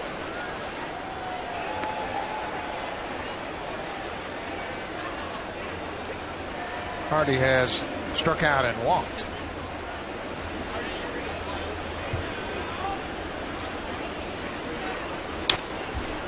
Rounded back. You know, the starters have taken their lumps, not only on the field, but in the media. Everybody talking about them last time through the order. But when you really think about it, I mean, 3/5 of the rotation, 24 and younger. Ricky Ramel, Brandon Morrow's in his 3rd season as an everyday starter. They've done a fine job. On the ground, but Laurie gets the big hop. Hardy's retired. One out here in the top of the 6th. Let's check in with Jamie Campbell.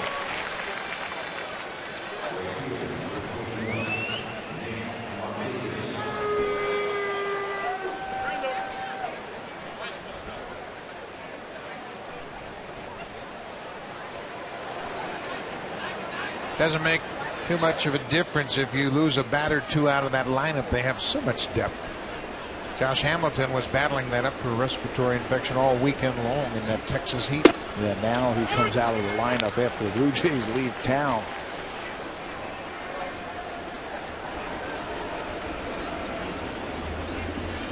Wonder if that Andrew Jones contract will have any impact on Josh Hamilton's negotiations. Adam Jones. Adam Jones' contract that he just had? Certainly. Both of them outfielders. Jones is a lot younger than Josh Hamilton. Both play a premium position in center field. What did that average out to? 14 and a half. Only Matt Kemp of the Dodgers is paid more as a center fielder than Adam Jones. So he's right where he should be. And I spoke to Adam this afternoon about the contract. He said, hey, I can go free agency in a couple of years, maybe make a little more, maybe make $15 million more.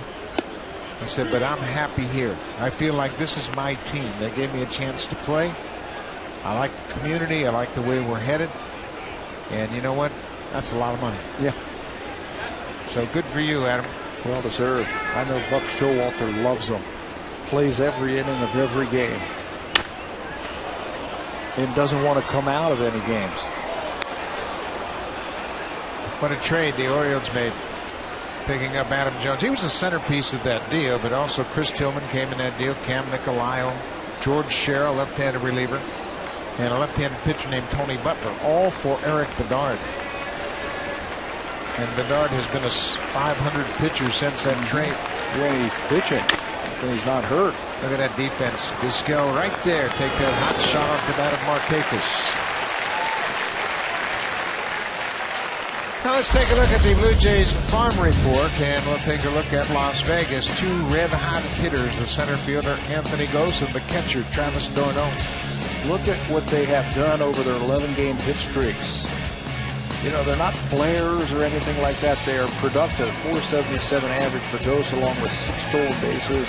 d'Arnaud, 8 of his 11 home runs this season have come in this 11-game hit streak. 2 of the top prospects in the Blue Jays organization figuring out AAA. 2 of the top prospects in baseball. And then you throw in the shortstop, Adeiny Echeverria. Blue Jays have a lot of big league players on the horizon. I talked to David Cooper today about both Gose and Dorneau. He said you could see Dorneau getting better and better and better with every game at AAA. He said with Ghost, he came to the ballpark one day and said, okay, now I'm going to hit. And did. Just turned on the switch and he was off and running. That's the type of talent that he has. And we're not even talking about his defense in center field. He can run and throw. He's had 2 seasons in the minors of 70 stolen bases. Drew Hutchison is dealing, shutting out the Orioles on 2 hits. And gets Adam Jones. You mentioned what a key inning it was. How about a 1-2-3 6th inning? And strikes out Adam Jones on a high fastball. 8th strikeout of the game. Drew Hutchison in the driver's seat.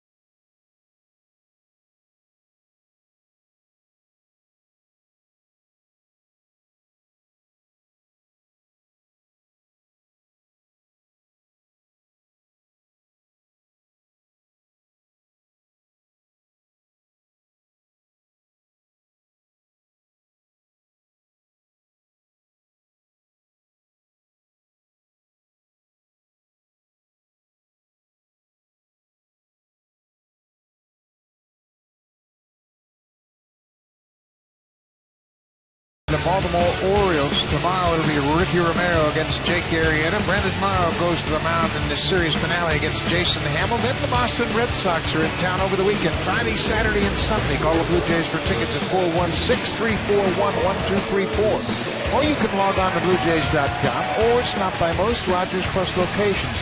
Pick up your Blue Jays ticket. It's going to be a great weekend against the Boston Red Sox.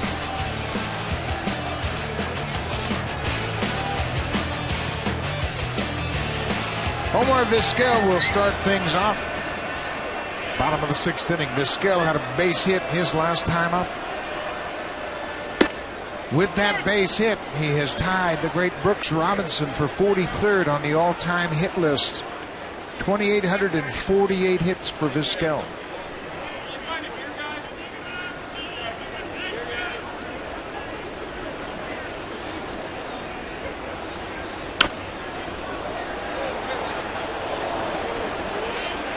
I talked to Omar around the batting cage this afternoon and mentioned what a pleasure it was to watch him work. And he made a terrific defensive play down in Tampa Bay in the 9th inning, the tie game.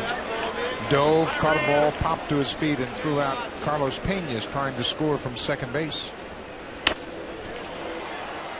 This time he pops it up. Third baseman Wilson Benamme in fair territory. That's the first out of the 6th. Luis Perez starts to loosen up for the Blue Jays.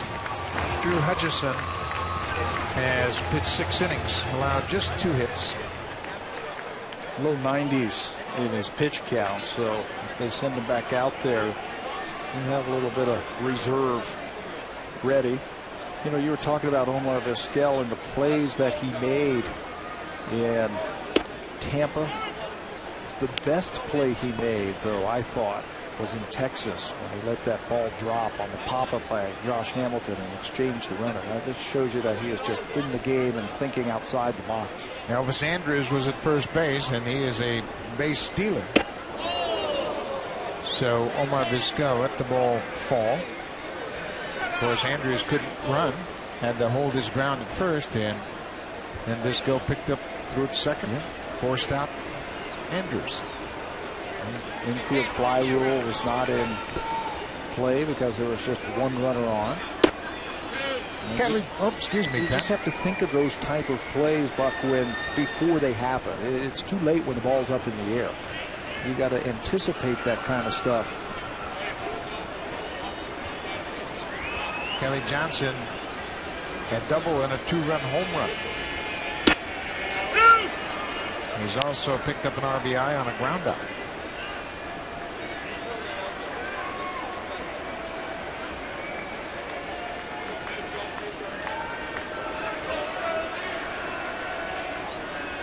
Two balls, 2 strikes.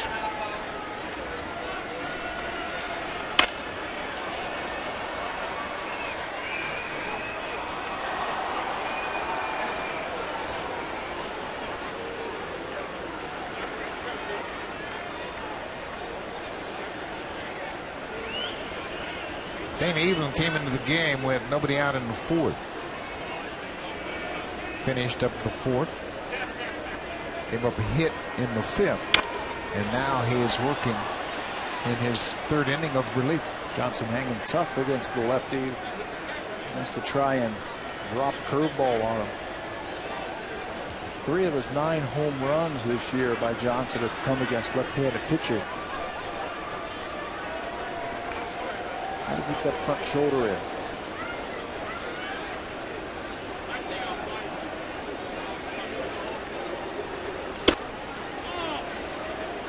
Stayed in on that fastball. It's a full count.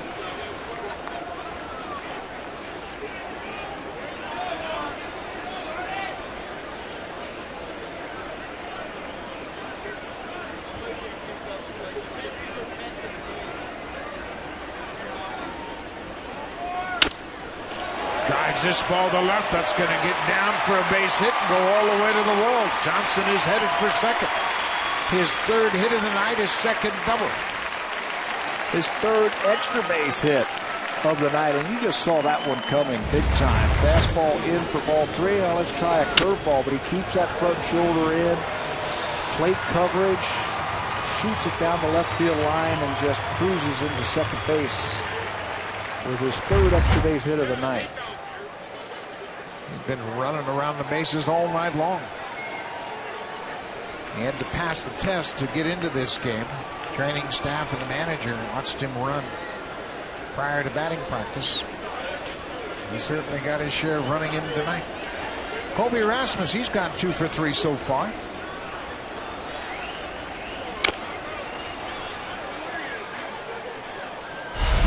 He can always pull the ball. That's what he did his first time up as he got Tommy Hunter, and he yanks it into right field for a base hit.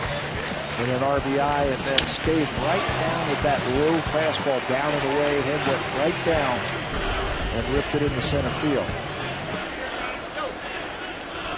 Plate coverage, you can see right on top of the plate, just daring you to throw it inside.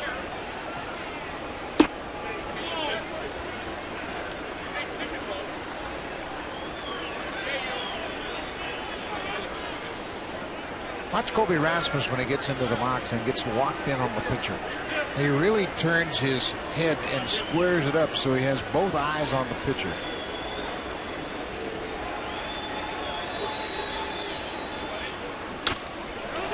Bouncing ball. Davis backs up. He'll toss to Evelyn covering first. Rasmus is retired. Johnson goes to 3rd on the ground out.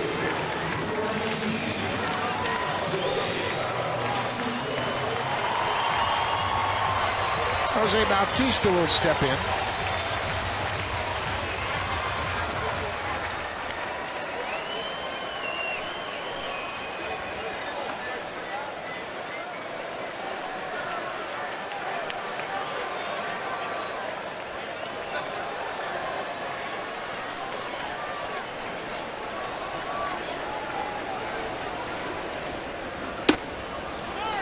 First pitch strike.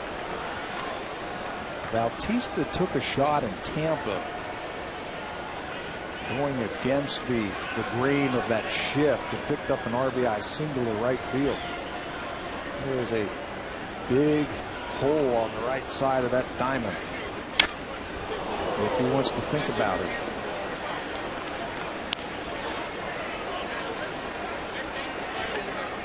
That came on Tuesday night with 2 outs. He had 2 strikes, had a big shift on, and he poked it through the right side of the infield, and then set up the table for Edwin Encarnacion. Matt Moore was the pitcher, left-handed. Got away from Eve, got upstairs.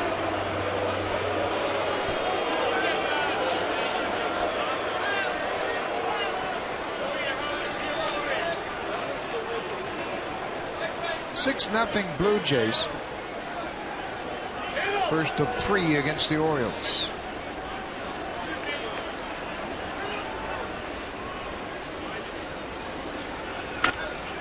It's just popped up behind home plate. Matt Wieters back, and it's behind the screen.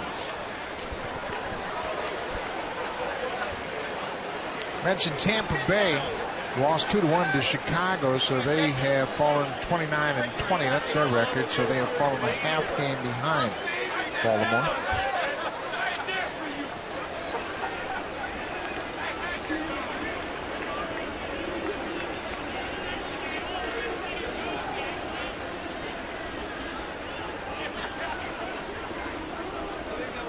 Here's another 1-2 pitch.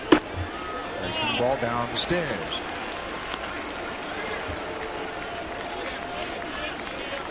Kelly Johnson with his 3rd hit of the night. He has a pair of doubles and a 2-run home run. He stands at 3rd.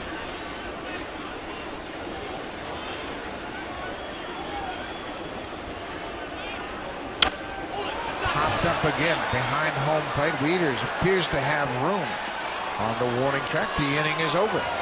Blue Jays strand a pair, but after 6 complete here at Rogers Center, got a 6-0 lead.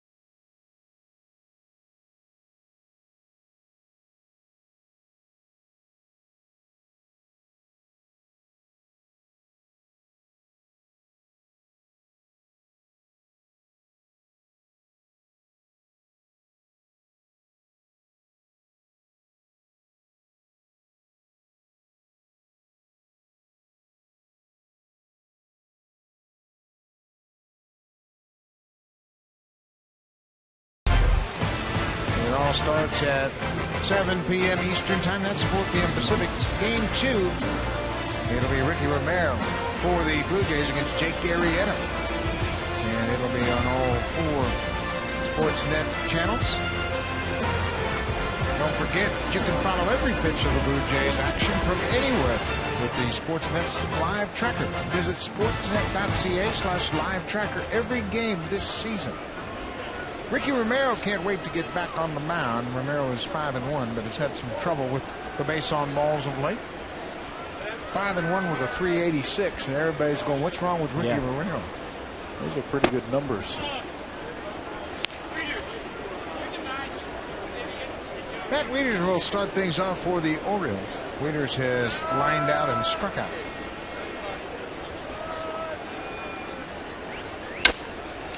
Drives this ball to left. Eric Thames backs up just in front of the warning track. 1 down.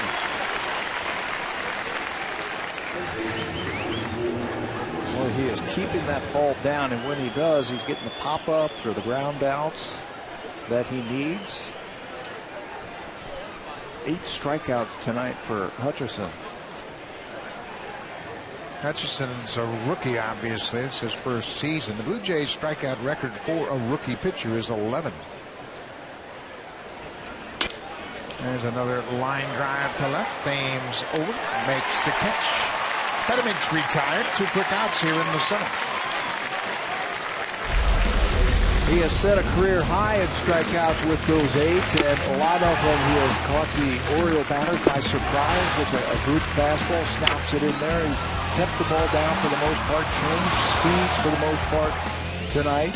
And when you do that, you'll get a lot of take strikes. You'll get balls out of the strike zone that you can pick up strikeouts with. He's had a good fastball tonight, probably the best we've seen in about 3 starts. 95 right there in the 7th inning. This is the longest start of his big league career. Last pitch was number 100. Chris Davis just off the inside corner. The other rookie pitchers that we mentioned that have the rookie record for strikeouts, Dave Bush did it in 04. Jose Nunez in 87 against the Royals, and David Percy in 2008 against Tampa Bay. They each recorded 11 strikeouts as a rookie pitcher. You heard Chris Davis say ow when that hit him. Ball down and in, clipped him on the foot, and he'll take first base. Tried to reach back for a little something extra right there, Hutchison, and he lost control of it. Right off the puppies, the left back foot. Just can't pull it out of the way. It looked like it hit him off the toe.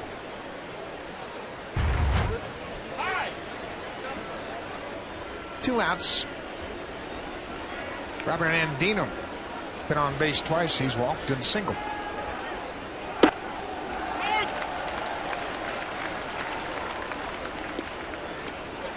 Oh, I'm sorry, it's Mark Reynolds. Andino is the 9th hitter. Reynolds has walked and grounded to short.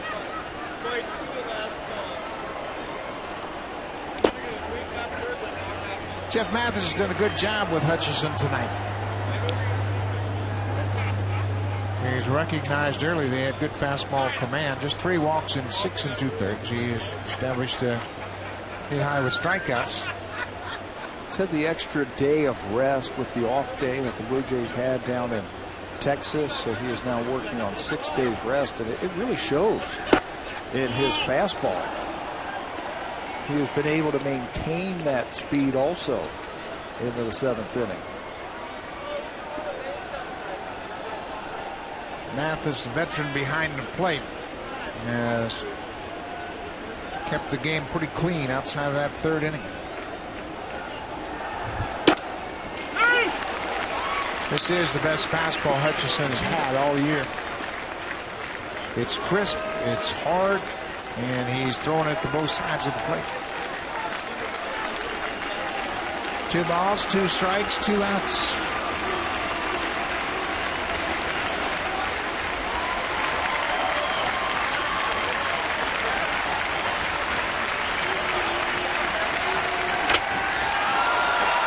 Got a piece of it and fouled it off the mask of Mathis. Not afraid to challenge, and also reaching back with a little something extra. Not part of the strike zone. Pitchers normally work on 5 days rest. Again, Hutchison now, last time he worked was on the 22nd, 6 days ago. So he's still got enough fastball. Blue Jays had an off day on Thursday. That's why the pitchers have that extra day. Another 2-2 count. 2 outs.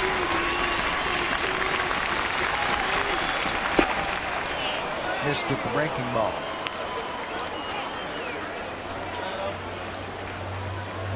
David Cooper, the first baseman, will play behind Chris Davis.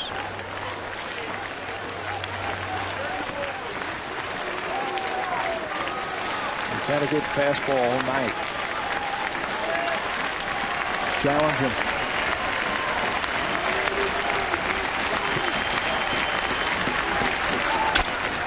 He does. It's a base hit into center. Davis will go around second and check into third. Mark Reynolds with a single.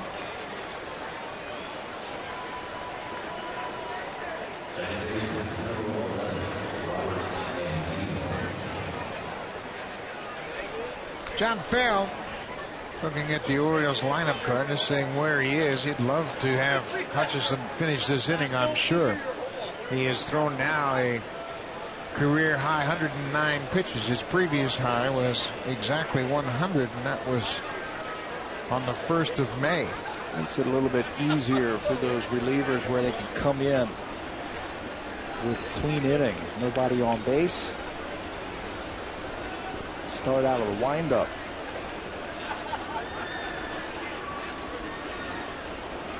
He's right back with a strike. Hutchison has held the Orioles to just 3 hits.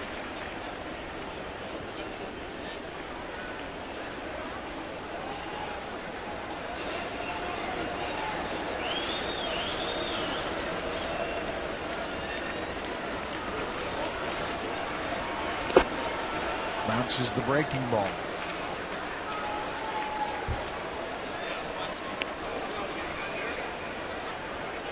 Hutchison getting near the end of the line.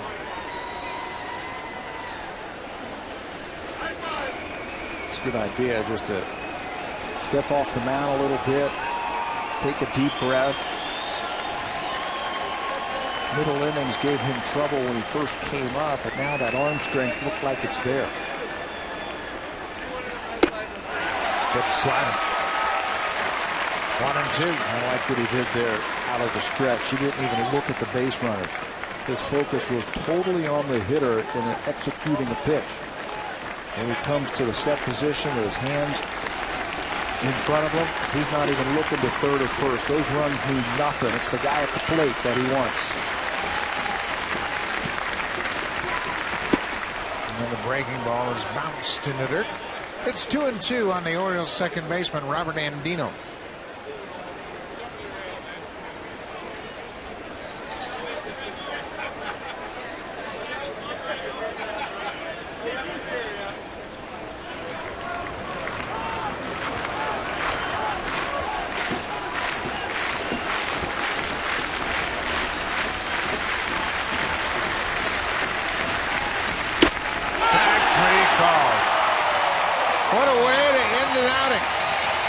Hutchison records his 9th strikeout, strands a pair, fastball.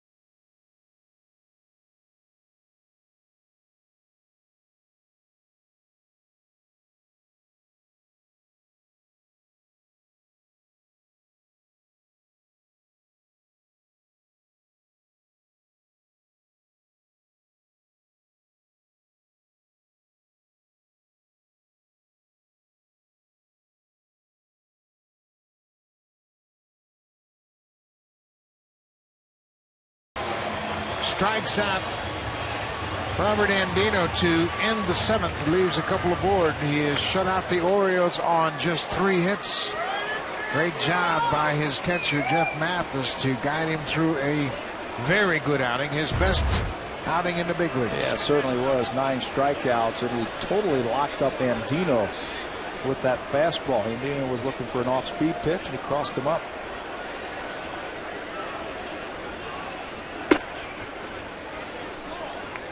Edwin Encarnacion starts the 7th.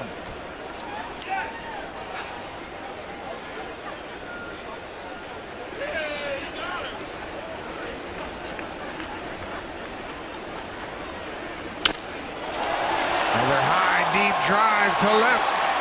Avery on the warning track at the wall makes the catch. Encarnacion just missed it. He homered back in the 3rd. And that home run, his 16th of the season, was the 11th he's hit here at Rogers Center.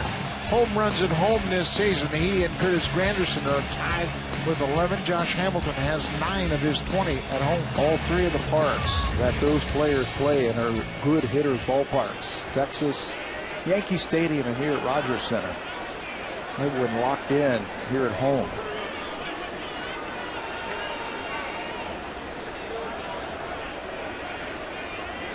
Eric Thames goes after the first pitch. Jones on the run, gets there and makes the catch.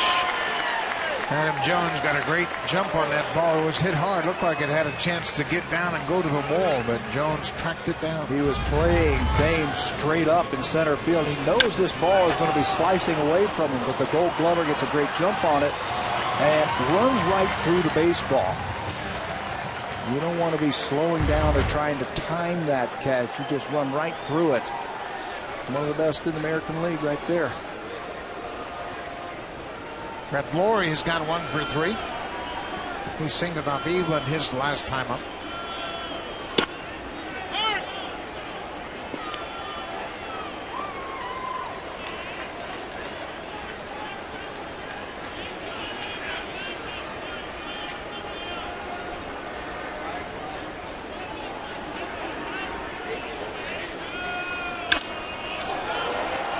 Into right. Markakis comes in a couple of steps and the inning is over. Danny Eveland has a 1-2-3 7th. We've played 7 complete. Drew Hutchison with an outstanding outing, in line for the win.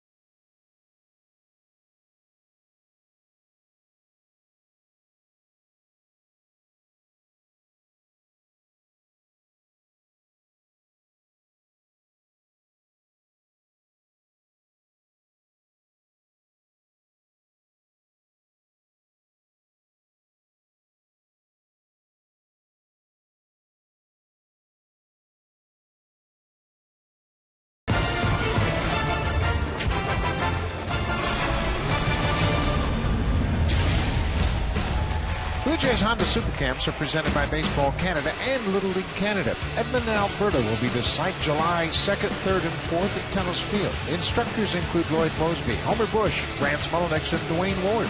Visit BlueJays.com/Baseball Academy for more information.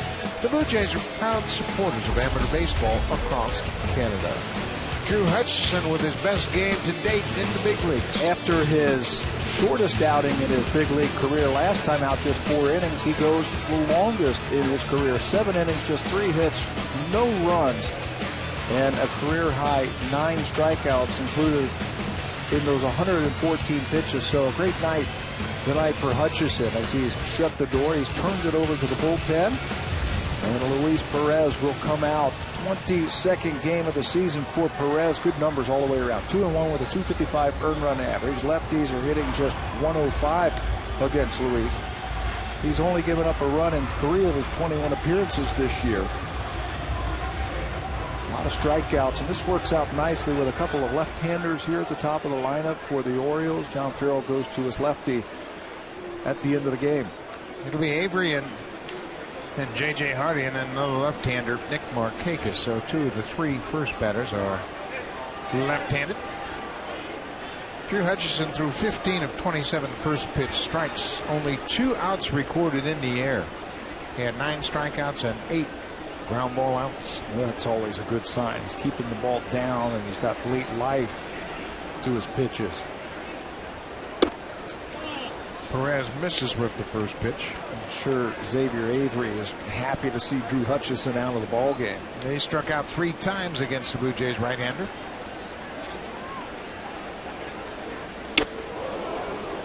Back from that inside fastball. Kevin Gregg starts to loosen up for the Orioles. Former Blue Jay in his 2nd season with Baltimore. Dana Evans done a pretty good job here. He came in and really stopped the bleeding. Gave the Orioles 4 good innings of relief.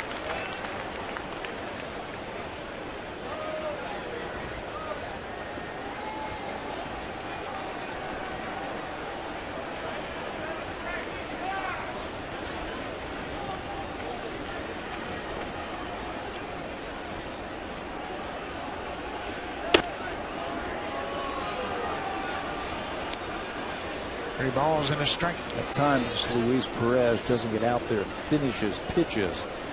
He recoils, and that's why you see him having trouble against left-handers to get the ball down and away. Get out there, finish that pitch. And up and again.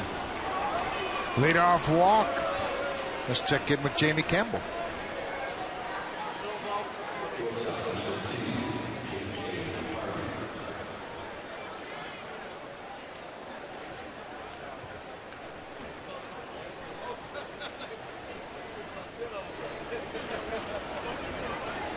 Everything is so fragile in the big leagues. One pitch, one swing. Never know when something might crop up. The Angels just starting to play much better baseball of late. They're game under 500. They have moved into 2nd place going into this game tonight. They've won 6 in a row. Albert Pujols is starting to swing it now for the Angels.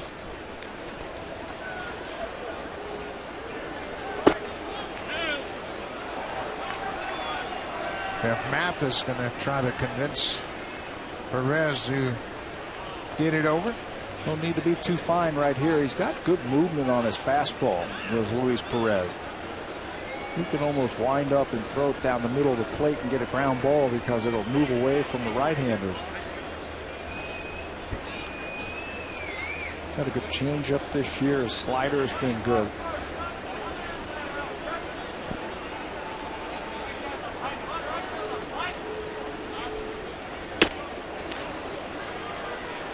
Three-0.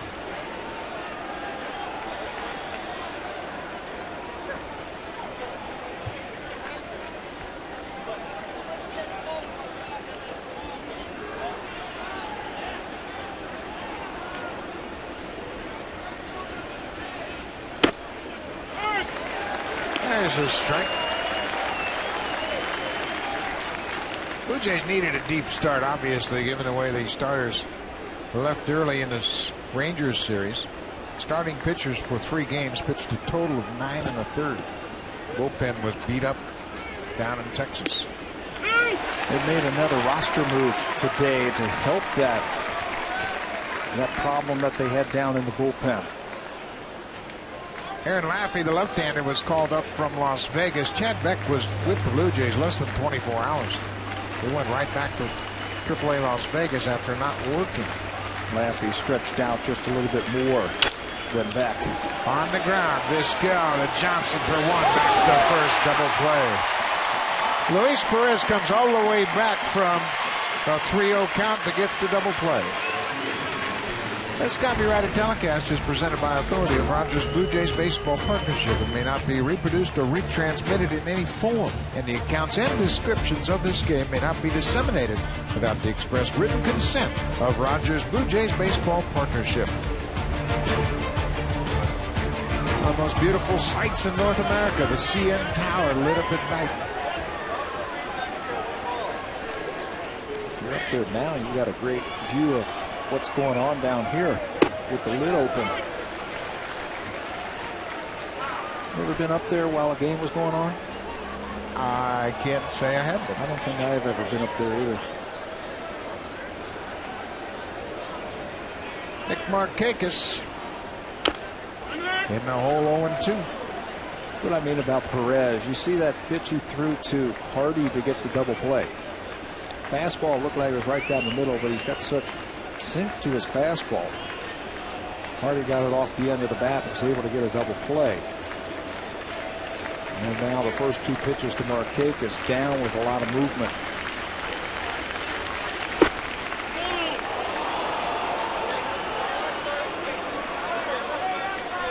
Just missed that outside corner. 1-2, 2 outs. We are in the top of the 8th.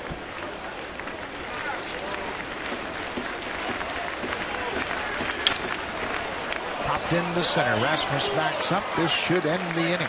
Markakis is retired. Through 7.5. Blue Jays lead 6-0. Now it's time for a Blue Jays Central update. Here's Jamie Campbell and Greg Zahn in the Blackberry Broadcast Studio.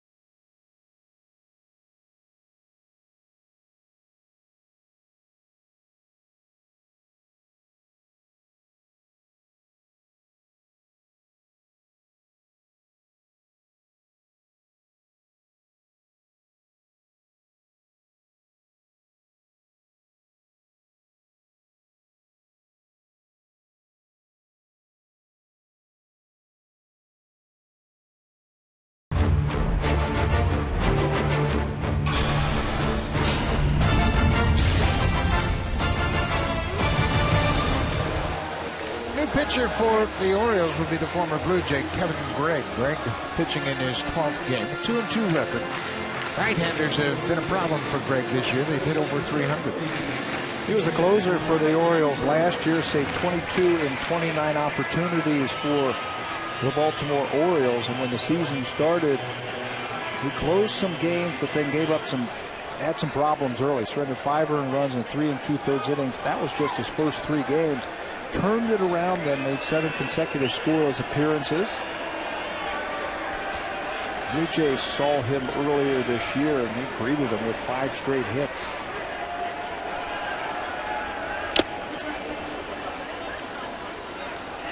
David Cooper has had a good night. Cooper starting at first base again tonight. It's gone 2 for 3. He scored a run in the 2nd inning.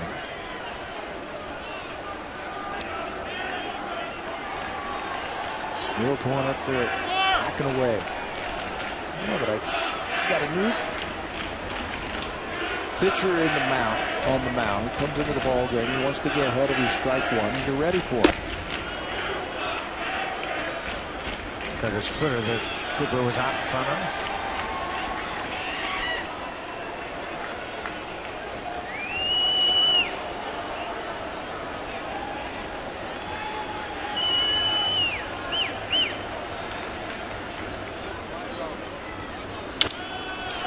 Harper hits it hard, and Dino at second base makes a good play, and that's the first out of the bottom of the 8th.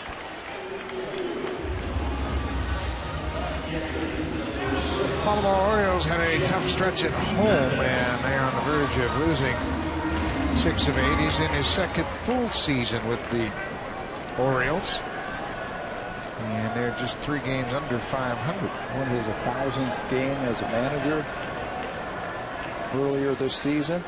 I think the Orioles are legit. They throw strikes. They don't walk batters. They've got a great bullpen, and they've got a lot of power. Now they just run into a little bit of a tough stretch. If Mathis leans on one and hits it sharply into the seats. Mathis has done a terrific job tonight with young Drew Hutchison. Mixed the pitches very well. Never allowed Hutchison to get into a rut, fall into a pattern. Used his slider very effectively. And he also chipped in with a knock. Got a base hit in the second. Hey, he can call a game now. He's very good behind the plate. He studies the league. He knows the hitters. He knows his pitcher that day. The best at bat was that last one for Hutchison against Andino. Andino was thinking off-speed pitch. Mathis put down fastball away and just locked him up. 2-2. Cut her down in a way. It's a full count.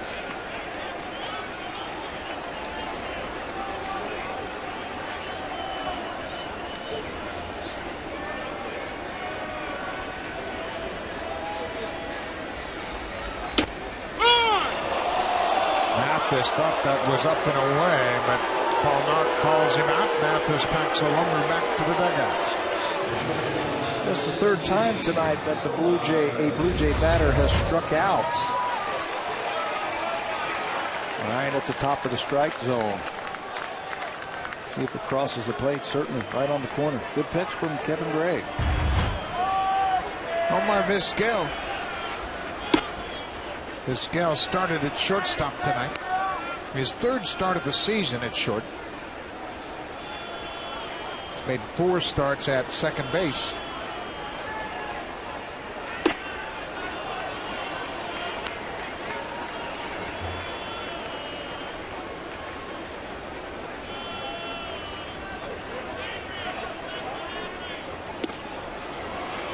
Was after that high fastball.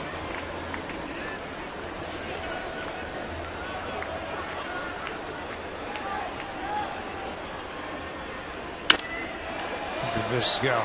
He cuts down his swing with 2 strikes and just spoils a borderline pitch. I love watching him play. Haven't had a chance to watch him a lot because the middle infielders have played just about every day.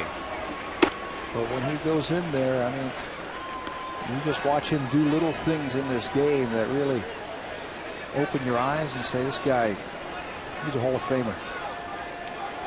First season was 1989 with the Seattle Mariners. Plays off that breaking ball. When he first came up, the question was, is he going to hit? Everybody knew he was going to field, but was he going to hit enough? Well, I think that's been answered. Pops this one up behind second. Andino makes the catch. Kevin Gregg has a 1-2-3 inning. We'll go to the 9th. The Blue Jays are up 6-0. Francisco Cordero will come out of the pen.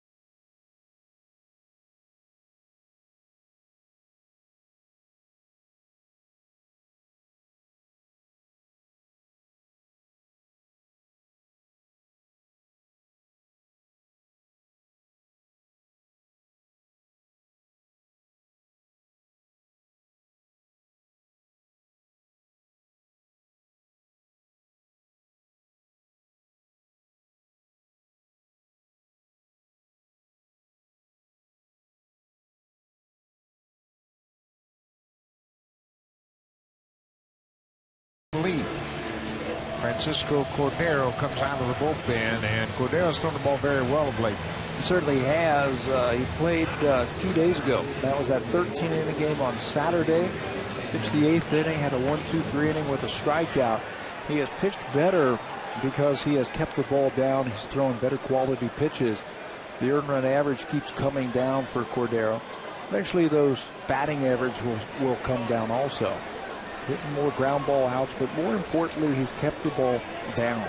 Earlier this year when he was the 8th inning guy, the ball was up and he didn't have the good snap to his breaking ball. We're starting to see that arm strength now from Cordero.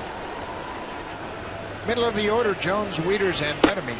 And there's a first pitch strike right at the bottom of the zone.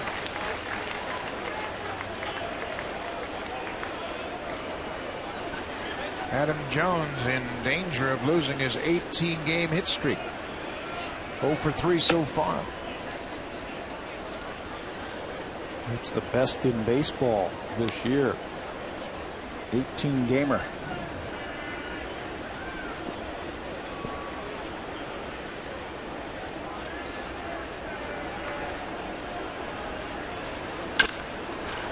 Make it 19. Down to his last at bat. Now for a preview of what's coming up on Connected. Here's Ken Reed, Ivanka Osmak.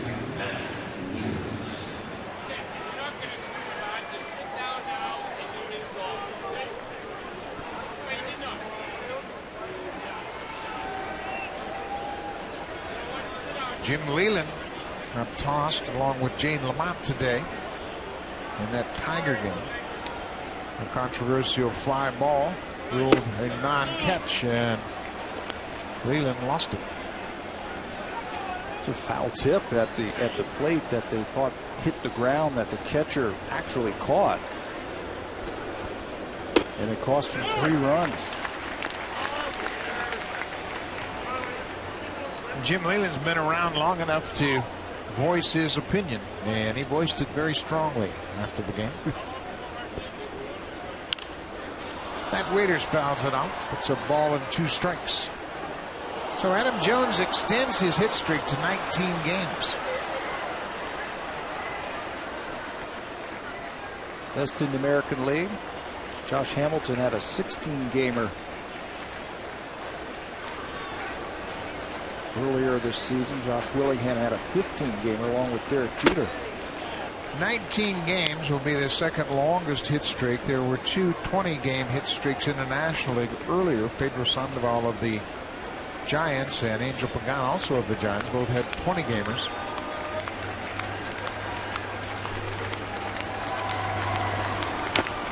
And Wieters fouls it off. That hit streak that we were just talking about by Adam Jones, his 3rd 10-plus hit streak of the season already. 10 games plus. Now that's being consistent, getting that 1 hit every night. That's what star players do. Yep.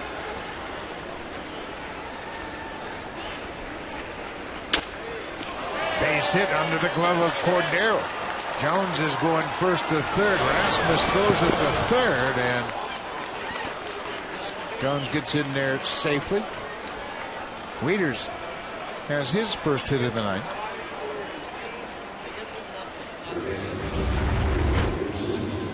Cordero looked like a off-speed pitch that was down and out in front of home plate for Wieters to hit back through the middle.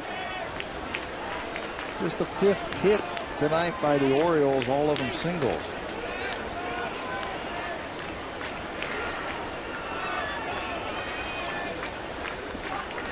Wilson Bettamy 0 for 3.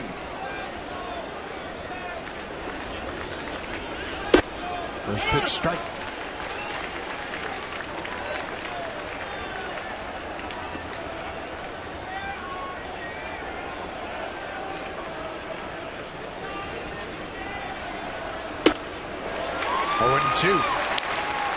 Starter Drew Hutchison went 7 innings, allowed just 3 hits, walked 3, and struck out a career high 9. His ERA dropped from 5.73 to 4.84.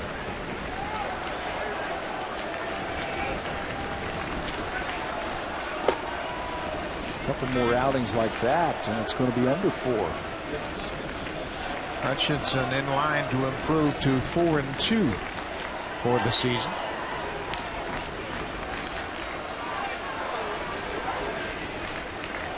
Jones at third.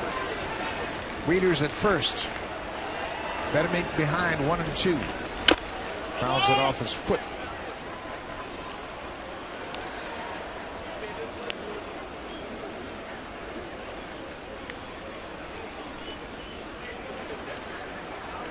Orioles this season have gone 5-1 against the Blue Jays.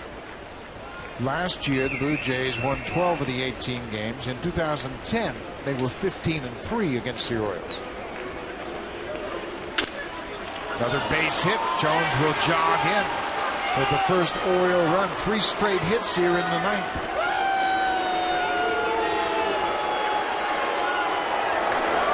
He's getting the ground balls that he wants. Now the Baltimore Orioles are just finding the hole. Wieters hit it back through the middle. No chance to turn 2 on that. Betemit the same way, right back through the middle.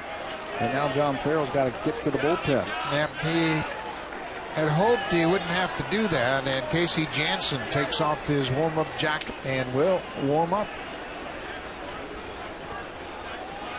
With the home run threats that the Baltimore Orioles have, they're out of the ball game.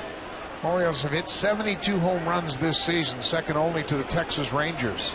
Both Davis and Reynolds have big home run power. And you get a couple on, and then you pop one out of here, and they're right back in it.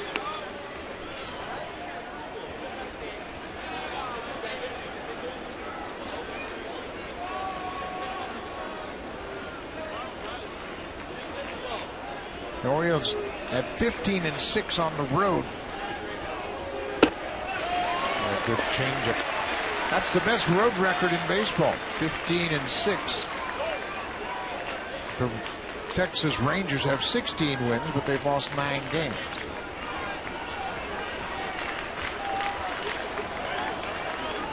Chris Davis behind 1-2. Jays have really played well over the last 5 seasons against the Orioles in this ballpark. They lost 2 out of 3 of the Orioles back in April. You count it up over the last 5 years, they've won 75% of the games against Baltimore right here at the Rogers Center. Trying to close out another one. 2-2.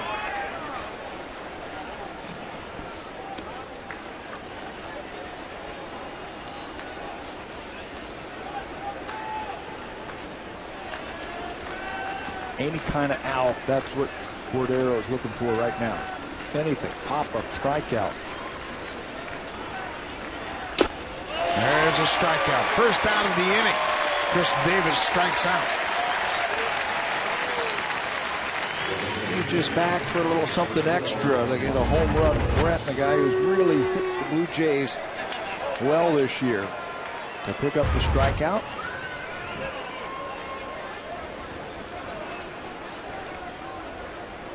Mark Reynolds had a single his last time up.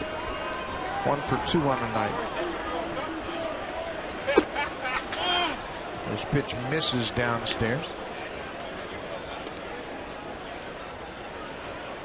Orioles have scored a run here in the ninth.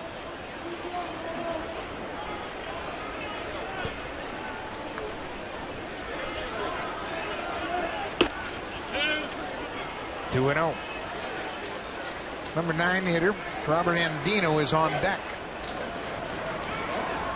This is the problem that the Blue Jays had against the Orioles the last time they saw them here in this ballpark. The 8th and 9th inning were disasters for them. The Orioles were able to come back using the long ball late in a ball game.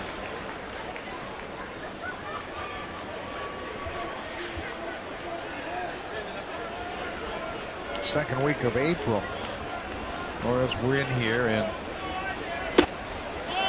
they came back late. Scored 2 in the 8th, 1 in the 9th on April 13th. Won that one in relief. Blue Jays had a lead throughout that one. Then they scored 1 in the 8th and 2 in the 9th on the 14th. That was against Francisco Cordero.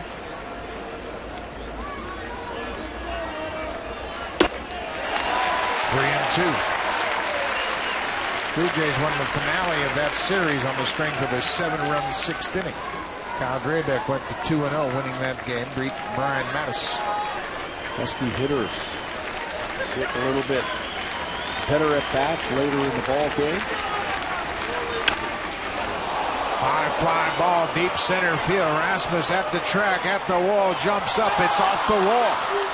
Leaders comes around third. He's going to score. Betterman will stop at third base, and Reynolds picks up an RBI with a double off the wall in center.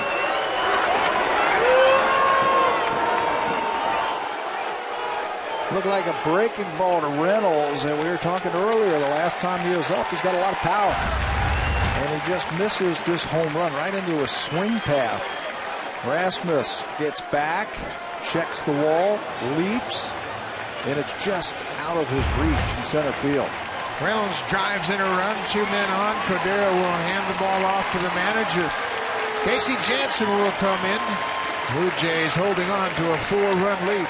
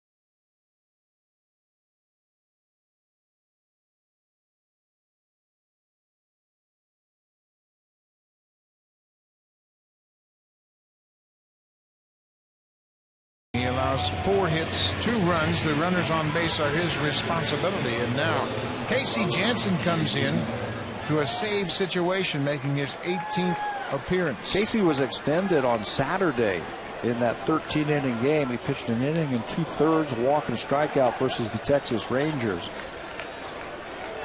He's trying to win that one. Throw their closer in there for a couple of innings and then try and win it. But it wasn't to be, so Jansen now fully rested, should be okay. Robert Andino takes the first pitch straight.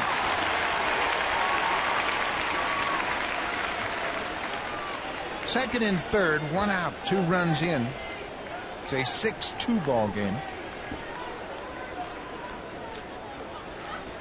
Those runners on base mean nothing to Jansen and the Blue Jays. Jansen has done this since he's taken over as the closer. The veteran Nick Johnson, who's had a very good month of May, is on deck.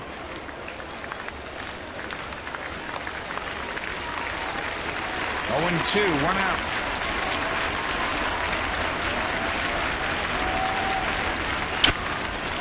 Line to Kelly Johnson. Johnson got a good read on that. It was off the end of the bat, but Kelly went to his right and hauled it in. 2 outs. Off the end of the bat, it sounded like Jansen broke his bat. Breaking ball on the outside part of the plate. But Kelly Johnson, because it was a soft line, was able to run that one down.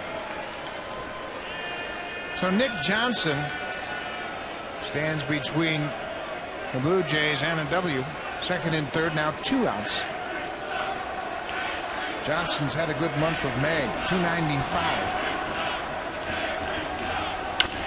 Goes out for the first pitch. David Cooper low pass to Jansen, and the Blue Jays win it. Casey Jansen comes out of the bullpen and picks up the last 2 outs of this ball game to pick up the save. Edwin Encarnacion, his 16th home run, a 2-run shot. Kelly Johnson had a big night. Pair of doubles and a 2-run home run. Back in the lineup, Blue Jays win the opener 6-2. But this night belonged to Drew Hutchison. 7 shutout innings by the Jays starter with a career-high 9 strikeouts, getting the Blue Jays off on the right foot on this homestand. Drew Hutchison improves to 4-3. Casey Jansen picks up his 4th save. Stay tuned for Connected. Ken Reed, Ivanka Osmak coming right up.